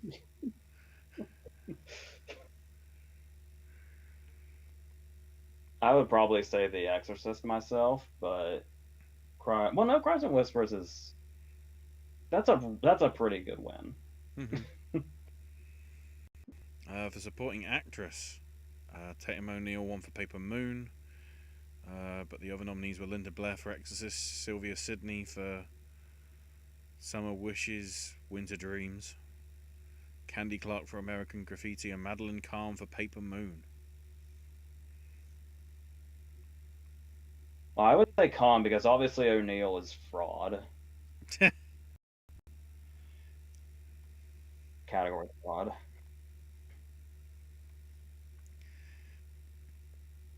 I So, don't think it's Linda Blair's nomination has always been interesting to me because I feel like the makeup and Mercedes McCambridge are that performance rather than Linda Blair.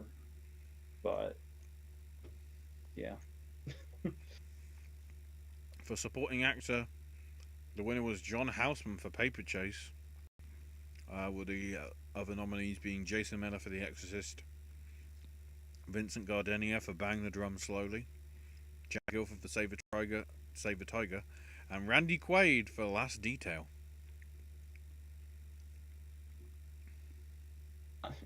Guilford actually stood out to me in a way I wasn't expecting. I kind of want to say Jason Miller, but that's kind of category fraud too, right? For sound, Exorcist 1, beating Day of a Dolphin, The Sting, Paper Moon, and Paper Chase. That makes Any other sense. paper films? I think that's a given that Exorcist was. That's probably another deserved winner.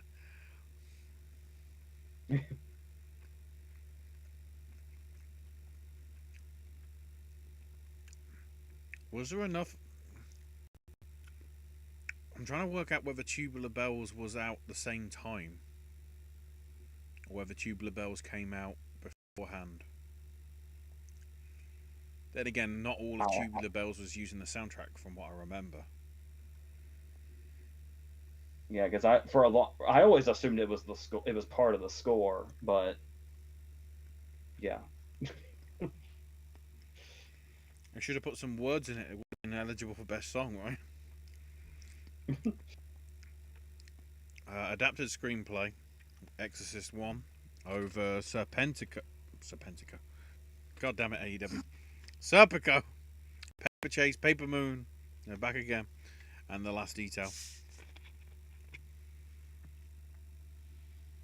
I'd probably say The Last Detail there. I'm pleased to see Serpico get in there, though. An underrated Al Pacino performance.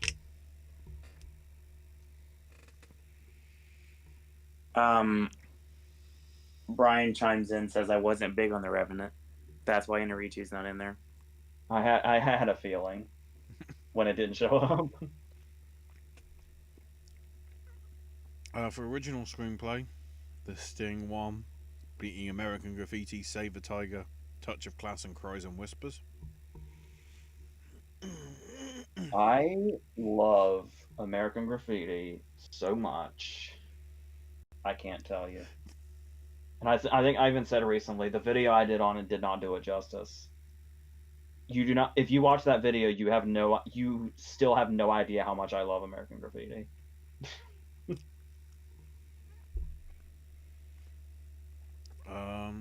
For lead actress, Glenda Jackson won for Touch of Class, beating Ellen Burstyn for Exorcist, Marsha Mason for Cinderella Liberty, Barbara Streisand for The Way We Were, and Joanne Woodward for Summer Wishes, Winter Dreams. I'm not taking anything away from Glenda Jackson. Rest in peace.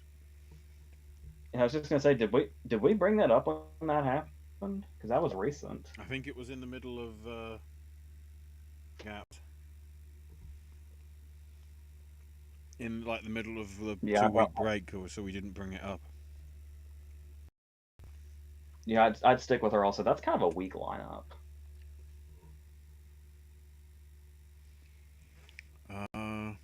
Yeah, quite the opposite for lead actor.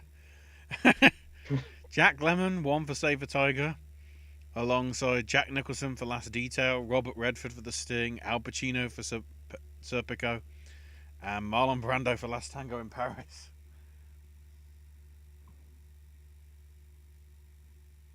I want to say stick with Lemon, just because he has one of the best reactions to winning an Oscar ever. He really wanted it.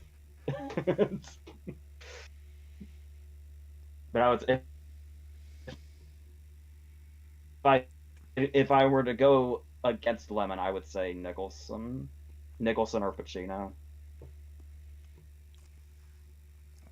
For director, George I mean, Ray. Lemon's great. Lemon's great in Save the Tiger.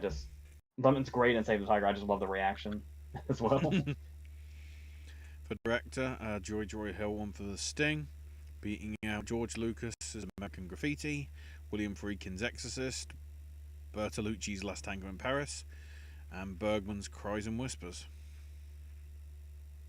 That's a fucking phenomenal lineup. Yeah. But if I did make it clear enough, I'd be all in on Lucas here. Can't tell you, man. I cannot tell you how much I love American Graffiti. And then Sting got Best Picture, beating out Exorcist, American Graffiti, Cries and Whispers, and A Touch of Class. An inspired lineup, when you think about it. And Josie adds as well, in a field of 10, the other 5 probably would have been Last Detail, Last Tango in Paris, Paper Moon, Paper Chase, and Serpico. Right. Right, I'll save Josie's Just by to, one. just to fuck with me, the 10th slot would have been Jonathan Livingston Seagull. Oh, I see Gillian in chat. Hey again, Gillian. Long time no see. Thought the reader was a good read, pardon the pun.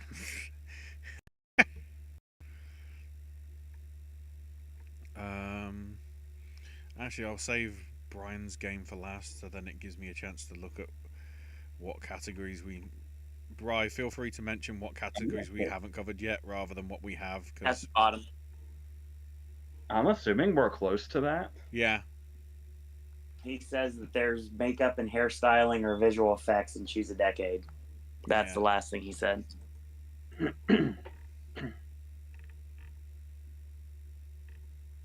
Oh, that's ominous. Mine cuts off as I wasn't big on The Revenant, so I better not refer just yet.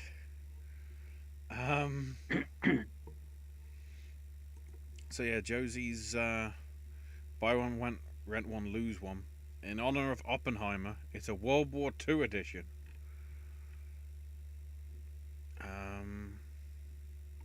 Oh, I see. No, it's there. Yeah, I see. It wasn't right at the very bottom.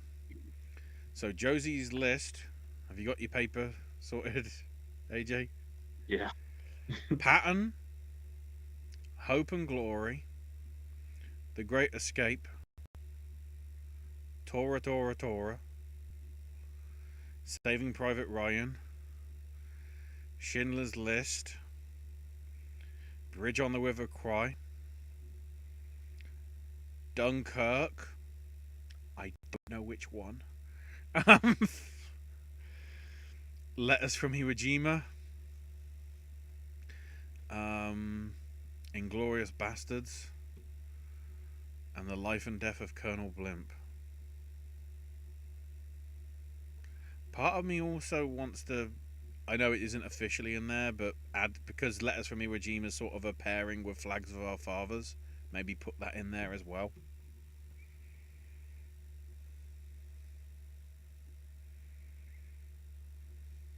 It's not in Josie's list, but I feel, they're a companion piece, sort of. I'm afraid I'm going to come off really basic here, but I don't want to be disingenuous either.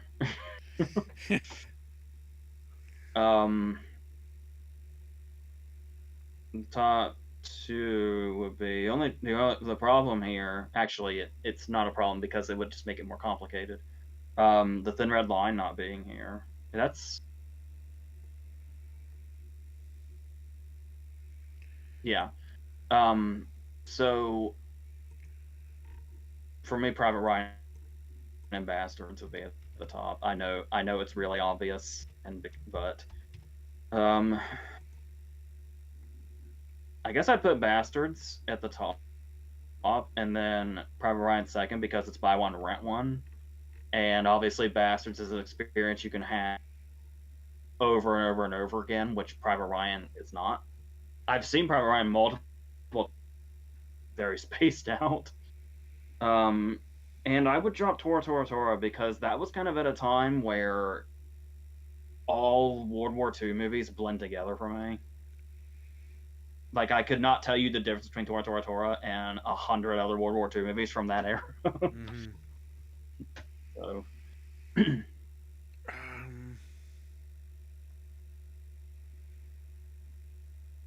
I'd probably buy Schindler's List, rent something like Saving Private Ryan, because that sort of, with plot, that's something you can sort of only see once and then sort of get a true experience of. And I'll probably go with you and get rid of Tora Tora Tora. Although I know there's a lot of people over here, considering how they hate it when it's on every Christmas, that would want to get rid of The Great Escape or Bridge on the River Kwai or all of those.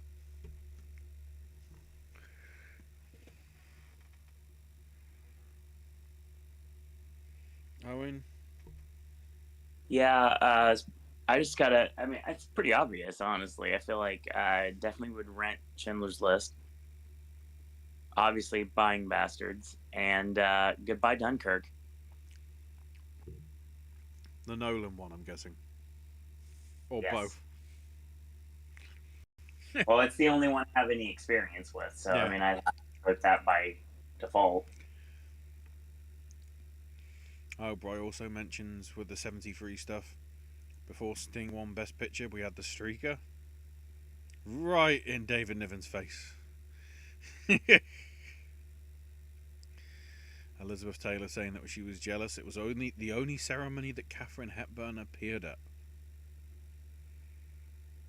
She didn't bother with any of the rest of them. Even when she won. Or the time she was nominated, I guess. Right,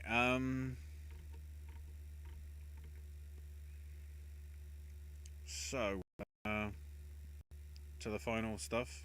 The Oscars game. The sounds of the 60s. Quite literally the sounds, because we've got a few other category things here and there. So, for 1960, do you stick with The Alamo? Or do you switch to The Apartment, Cimarron, Pepe, or Sunrise at Campobello?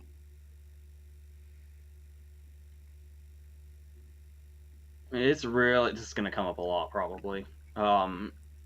It's really easy to go with the movie that has like epic battle scenes, like the Alamo. But I'd say here, that sounds right to me.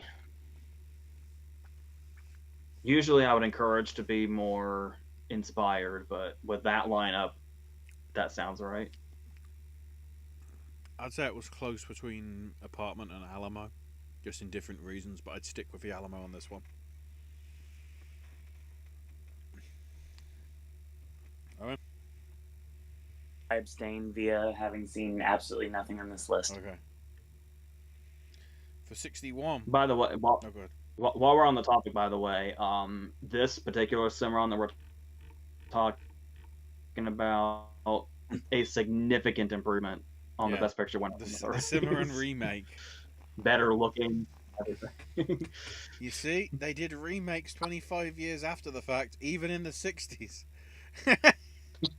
It's not just a modern trend.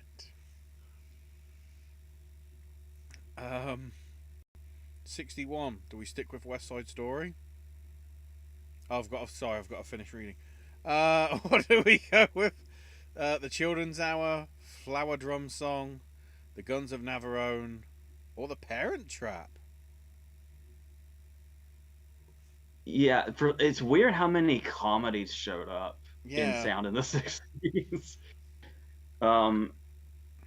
I would be tempted to say Guns N' Navarone, except for the fact that not only is West Side Story just the right answer, and we did talk about when this got brought up in general, there would be a lot of musicals that came up. But That's why I wanted to I feel like steer away from the 50s immediately, because that's where I was thinking, because a lot of it was just the musical one, and then it'd be hard to argue against the musical. yeah, and not just a matter of like, the movie from a technical aspect in general, but like when you think about stuff like the snapping and the whistling and stuff like that, the really impressive thing about West Side Story is I feel like most of the sound from West Side Story could be recognized out of context. Like you could hear a sound from West Side Story and know it's West Side Story. Yeah. Like that's pretty impressive. Thoughts, Owen? West Side Story. For 62, will we stick with Lawrence of Arabia or switch to Bon Voyage, The Music Man, That Touch of Mink, or Whatever Happened to Baby Jane?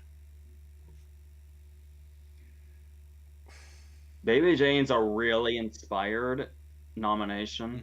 Mm-hmm. I haven't seen Bon Voyage, but this is another case where even though it's the most obvious choice, Lawrence of Arabia's, yeah, that sounds right.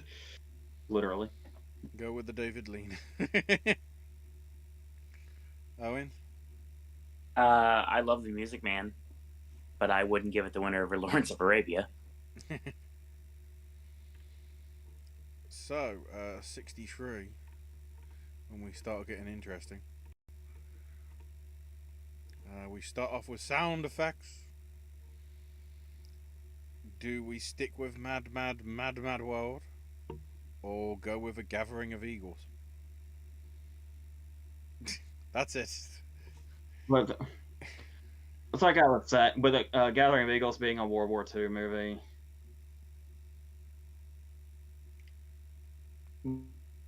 Here's the thing about it is when we talk about costumes, and it's like what's obviously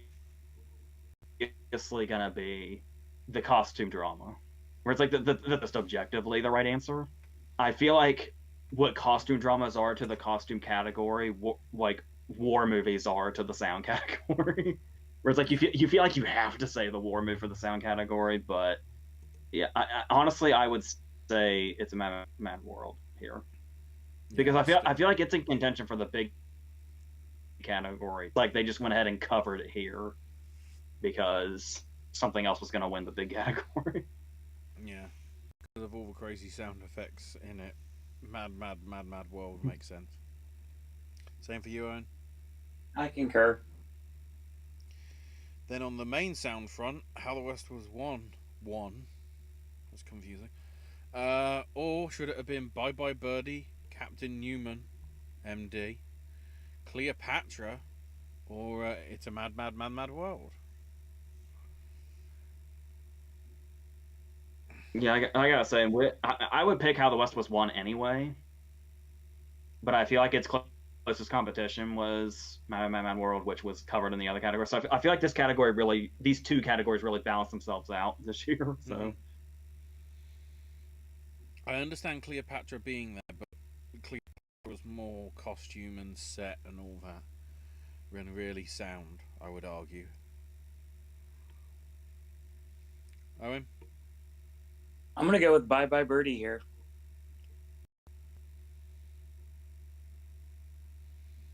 I like the original and I like the remake. Mm-hmm. And I got to do that. I got to do put on a happy face on the stage for a talent show in school, complete with tap dancing number and everything. I did the Jason Alexander version. It was fun. Of course. 64 sound effects. Stick with Goldfinger or twist to the lively set? It's Goldfinger, and I have more to say about that. Owen Goldfinger? Fun fact, I was Goldfinger for the Bond medley at the same show. So yes, that was fun. I got shot by James Bond, and I got to sell on stage for like 5 minutes. It was glorious. You should have been on a Well, wire and that's went inaccurate. through like an airplane window or something. Yeah, I was gonna say that's inaccurate because Goldfinger wasn't shot by Bond. Yeah, well, tell that to my music director. I mean, indirectly, a gun still killed Goldfinger. Yeah. Indirectly. True. Do you want to touch on, because Goldfinger doesn't show up in Best Sound anyway, so you want to bring up what you had to say on Goldfinger now, AJ? How insane it is to me that it's not in the main category. Yeah. Because the funny thing about it is it's not just that Goldfinger should have won both categories. It's a really underwhelming lineup. Yeah. Why is Goldfinger not in it? My Fair Lady won. The others. What was Insidious then? The others being Beckett, Father Goose, Mary Poppins, or the unsinkable Molly Brown. Yeah, I guess I lean Mary Poppins, but I'm just not passionate about this lineup, and I don't know why the fuck Goldfinger's not in it.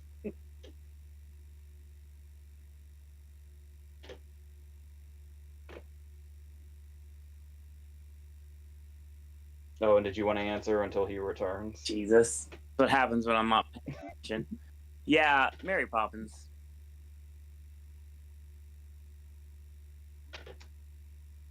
All right.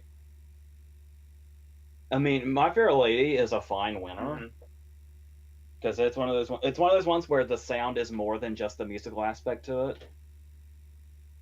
But I don't know. That's just I'm just so bitter about Goldfinger not being in the main category because I feel like it clearly would have won if it was. I guess it was a My Fair Lady night, more or less. So maybe that wouldn't have changed, but I don't know. It's really weird to me. All right, deadair.com. 1965 sound effects coming up. Oh, here they are. One now. I am here now. Neil Breen, I love you. So yeah, the Great Race won. It was up against Von Ryan's Express. So comedy versus war.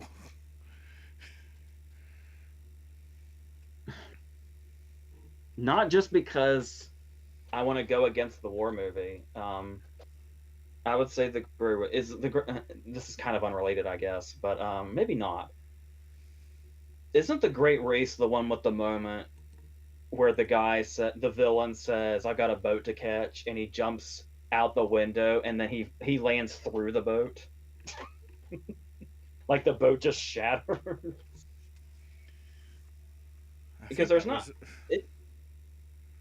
the Great Race is more outlandish, I guess you could say, but it has a lot in common with Mad World, pretty much, wouldn't you say? So probably I would pick it for the same reasons, not just because I'm going against the war movie on purpose.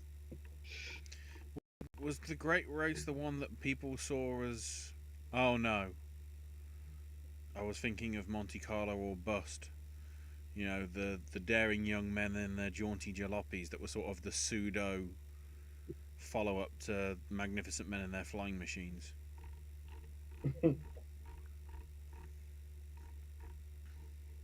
If from what I remember, if I think the villain was Peter Falk, so Columbo jumped in that boat.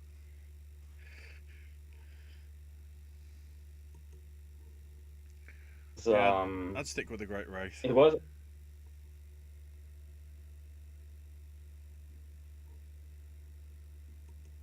Owen? Oh my god, movies are blending in my head now. I'm trying to separate them in my head now. Jack Lemmon is definitely a villain in the Great Race. Is Peter Falk in it also? I think he is. Yeah. Well, because his name was Maximilian Mean, I thought he was going to be the villain. Because his name's Mean.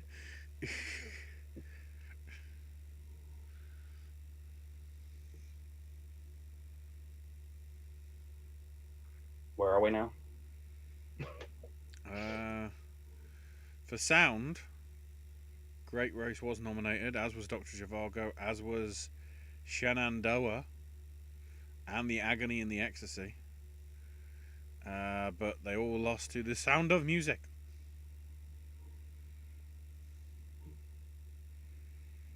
I would say that's a really good lineup. Shenandoah is an amazing movie. Shenandoah might be my favorite movie in that lineup, and there's at least two iconic movies in that lineup. I would lean more towards Zhivago than I would Sound of Music, actually, which is really weird because sound is in the title. But yeah. It would. But I'm gonna back Shenandoah here. That movie should be more iconic than it is. Now, like I was saying before, all the Jimmy Stewart westerns are worthwhile, I think, unless there's one shitty one I'm forgetting. But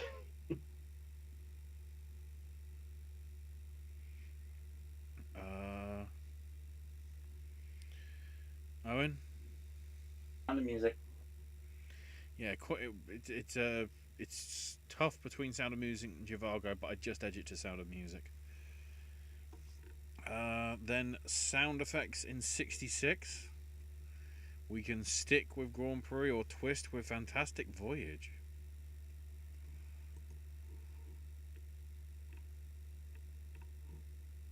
I would. Oh man, that's tough. Actually, there's fucking two, and it's tough. I would say this will be a case where I would probably say Fantastic Voyage here because I'm definitely saying Grand Prix for the main category.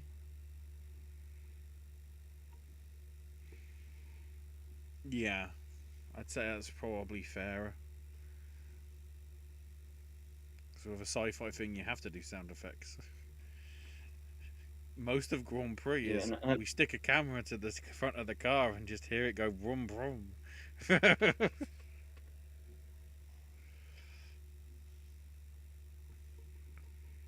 Yeah, I would say I'm saying that because it feels fair to split them up, but also it does feel accurate too. Like it feels sincere to say Fantastic Voyage would get editing, and then Grand Prix gets everything else, I guess is what they were calling it. Yeah. Your thoughts on the sound effects, Owen? I abstain. Okay. So, sound itself, Grand Prix did win, alongside Gambit, Hawaii, the Sand Pebbles, and Who's Afraid of Virginia Woolf? Yeah, I am sticking with Grand Prix, but the Sand Pebbles would be right near it. Mm-hmm.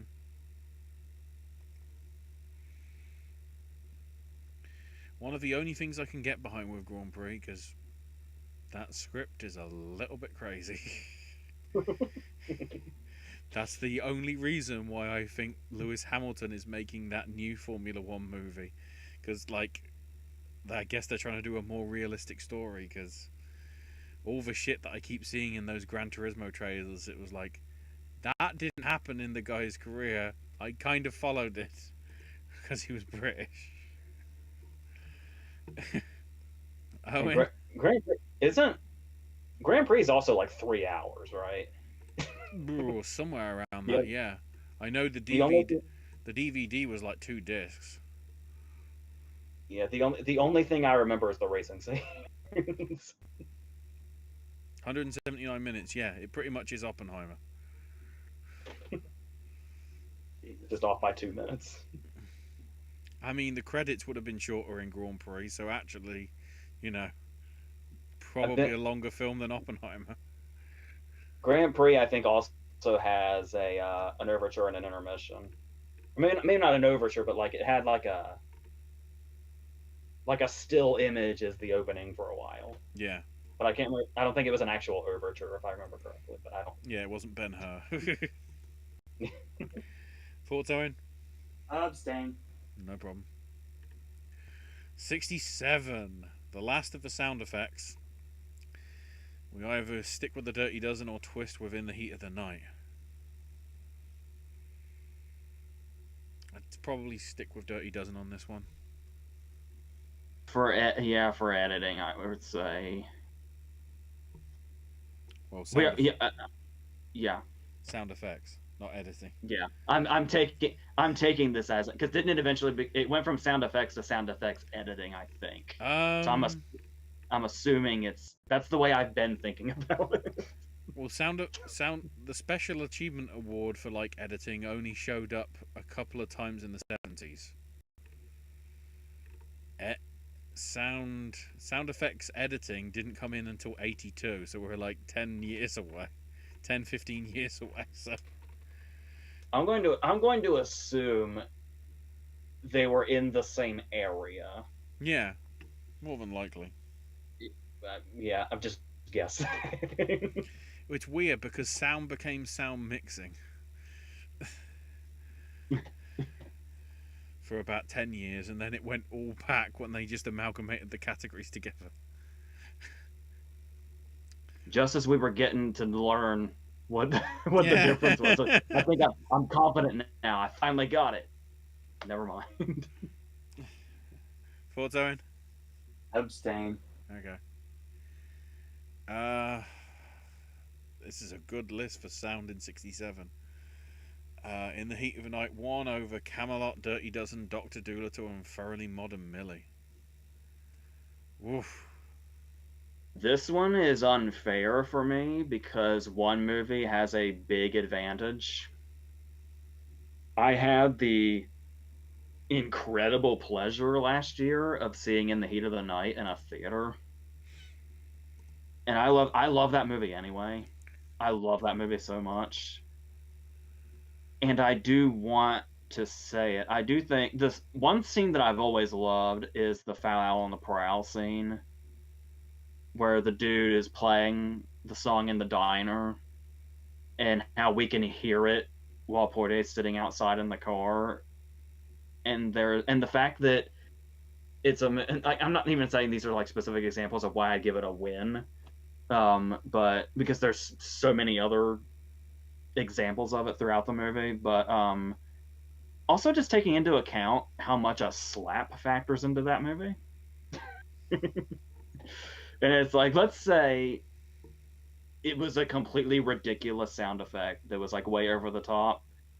That's it. Like the stunt in The Man with the Golden Gun when they put the slide whistle in. You had one sound effect. Well, actually, you had two sound effects that could not be fucked up in this scene to make this scene one of the most iconic and shocking scenes for its time. I take that into account when I think about that, but yeah, still overall, I would say In the Heat of the Night anyway. But it's hard. It is hard to say that with the Dirty Dozen in the mix, but I just love In the Heat of the Night so much, particularly on a technical aspect. So, yeah. You telling me the slap wouldn't have been better in the Heat of the Night if it went like this?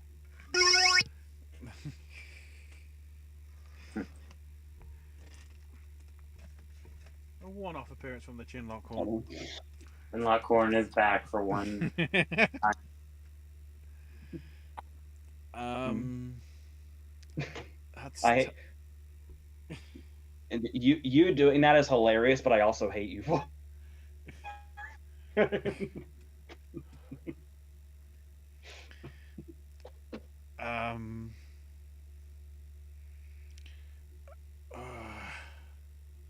I'd stick within the Heat of the Night, but I kind of appreciate the other four quite a bit as well.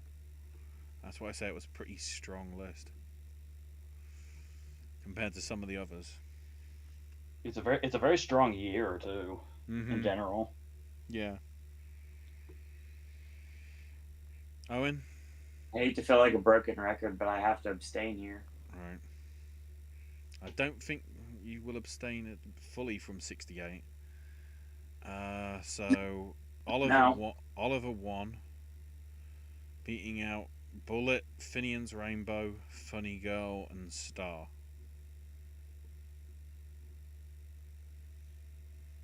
Is Bullet the only one that's not music related? I think so. Yeah. That's right. All the others are musicals in some shape or form. I get why Oliver won. I do, but I'm gonna lean towards Bullet. That car chase. The fact that they dared just let it be scoreless for like 6 of the 8 minutes of that car chase. They just let the screeches of the wheels and the hubcaps going off and everything just be the soundtrack. It's only when the shotgun sort of tries to get used at the end that they go back to doing a little bit of music, and then when the big crash and the with the bloody car horn.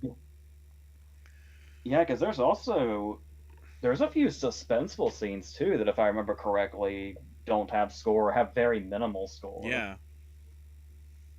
Yeah. So I'd go Bullet as well. Owen? Bullet Bullet is awesome. Can we just say that? Yeah, yeah. I would have to agree. I mean, I like Funny Girl, but I think Bullet just a little bit better.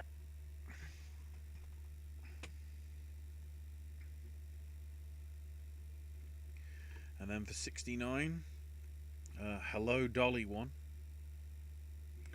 over Anne of the Thousand Days, Butch Cassidy and the Sundance Kid, Gaily Gaily, and Marooned. I don't know what that fourth one is.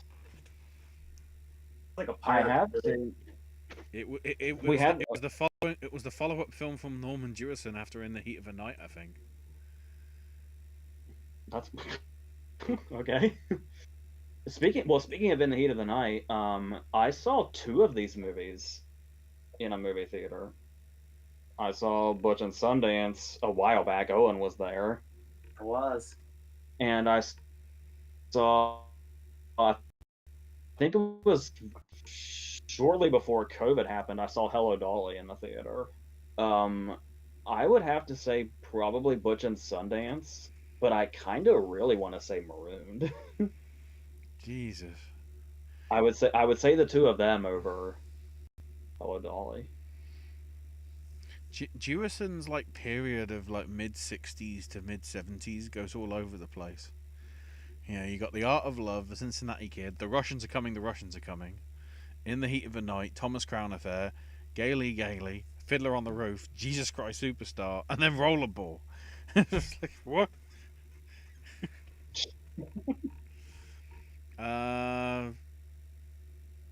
Beau Bridges was the lead in Gaily Gaily.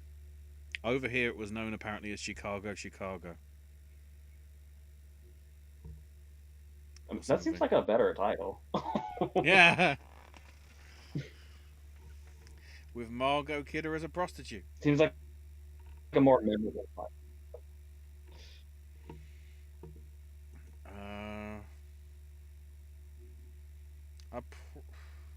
I'd probably stick with Hello Dolly, because I haven't seen Maroon, but like looking at the plot and everything, that seems like that's something I should probably watch sooner rather than later. It's awesome. Early Gene Hackman as well, a few years before French Connection brought him to the main stage and everything. And 2 years after Bonnie and Clyde. Oh yeah, that was. Of course, as a lead. Yeah.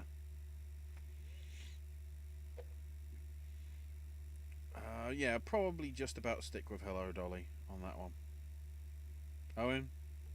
Butch and Sundance. That's fair as well. Right, so which way should I go?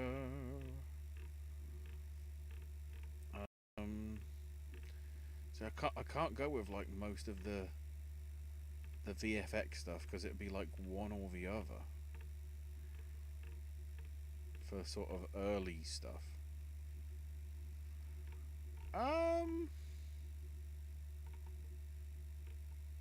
We'll go with VFX from the 90s and see how much of the VFX like still stands up sort of 30 years on. So a somewhat shorter list as well. We ain't got 5. That's pretty much all 3 categories of 3 nominees, bar 1 year that had 2. And then the easy one that we'll be able to predict, Total Recall, because nothing else was nominated. So we can take that one out. So from 91 onwards, Total Recall's a given because it didn't win anything else. Total Recall kind of bookended the night. Bri also mentions Wally would have said hello, Dolly. Yes. Shout outs to Michael Crawford.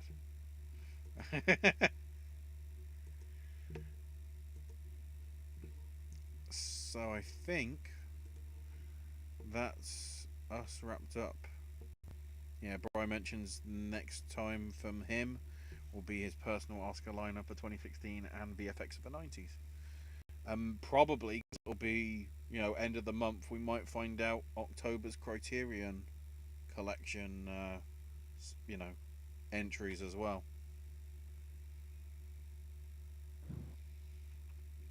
So, that is your lot. Owen, you know most of the spiel. Yeah. The outro. So we're back here on July 23rd for my pick of Popcast Movie Club episode, what will be 34 now? Mm-hmm. On Snake Eyes. Which will be Snake Eyes, which I'm excited to be able to talk about on here because I've liked this movie for a long time, and it's going to be nice to finally discuss it on here.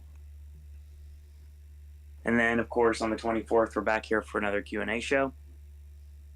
And hopefully keep in mind that Q&A show will also have the voting for the next period of movie selections from us.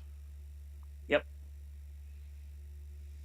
And then, of course, it's going to get a little different within the next few months because, number one, the end of August, we're starting Oscar predictions again. And hopefully other things too, but I can't really comment on that right now because I don't have an answer. So we're getting there when we get there. Ashley will be bringing you more snack stashes this week. Mm-hmm. How many do you have planned? Well, there's the bars for the 2 chocolate bars there, which was that old the page I got the details of to get the actual flavors. Even though, are they still in date? Hang on. March 23. There we go. But I know there's also a Dorito special thing, and there's a few other ones that I can probably do snack wise. I've also decided to accidentally dip into the Prime energy drink stuff this time, not the hydration bottles, the actual energy drink. Of which I'm gonna have to. I can't do 3 of them at once because it literally says on the can, "Do not have more than 2 a day." So I can't. I mean, I've done like 10 on a video before, but then again, it was just literally 2 sips and that's the end of it. So yeah. I don't think that's enough to justify like having 12 energy drinks. I just had a sip of them. Yeah. Hence the term sip and snack. Normally afterwards, I actually drink this stuff. Unless it's really bad, in which case it gets ditched. So, yeah, I'll have to film them on consecutive days and have them ready. So they'll be up this week. Mm-hmm. And of course, Ashley can be found on Twitter at AshIsMyNameUK. AJ cannot be found on any form of social media, and also, just like Keith Richards, cannot be killed by conventional weapons. needless to say, if you want to leave a comment for him, you can on any video, any versus ideas. We take them. We've been taking a lot of them throughout the years. So, yeah, we appreciate when anybody gives us a versus idea. Pretty stacked lineup for the rest of the year, honestly, when it comes to versus once we get into the September range. So if you're a versus fan, Spencer, is for you. We got a lot of cool stuff coming your way. Lots of AJ content, because AJ, of course, will basically take the network over in September and October. But again, we don't have any further developments on that currently, but I will say that that is happening regardless. So AJ's movie reviews are forthcoming. Don't know exactly when, but they will be coming within the near future. This whole thing about reviewing things later with after all the hubbub has died down actually helps with views. I've noticed. So, I mean, it's been a very good idea in the long run. Obviously, Oppenheimer's going to be it because it'll be us speaking bluntly rather than with other movies. Sure. Mission Impossible will probably happen shortly after. Okay. Because if it's as good as I'm anticipating, it'll be. I'll want to talk about it as soon as possible. I've heard I'll be viewing positive things despite the running time, because that puts me off from seeing it in the cinema because my dad's bladder can only go so far. Then again, I'm wanting him to see a 3-hour Oppenheimer, so I'm a bit of a sycophant by saying, "Oh, I can't see the other one, but the one that's 20 minutes longer, definitely."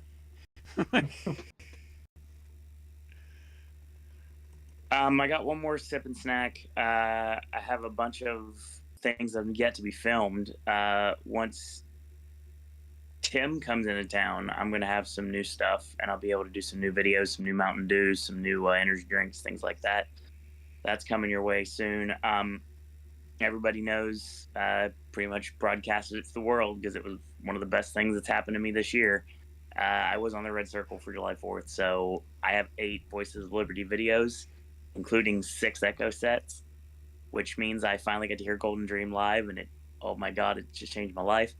So 8 videos of Voices, 1 video of Coke Ultimate, and the full Water Parks concert from House of Blues. That's going to be on July 29th, but everything else is up in the air when it's going to be. So follow me if you'd like on Twitter at SirOwenDisney. If you want to check out our Discord server, feel free to. You can do so. Link in the description bar below. And thanks again for checking out the show tonight. Thank you to Josie. Thank you to Brian. Thank you to Spencer for your questions. And if you did not submit a question, also, thank you, Jillian, for returning as well. Leaving that comment in chat. We appreciate that too. Thanks everyone for watching tonight. Thanks everyone for listening. Don't forget to stream intellectual property and continue to have the best day ever. And in the meantime, I want to thank you guys and girls out there for watching. Until next time, boys and girls, that's all we got to say about that.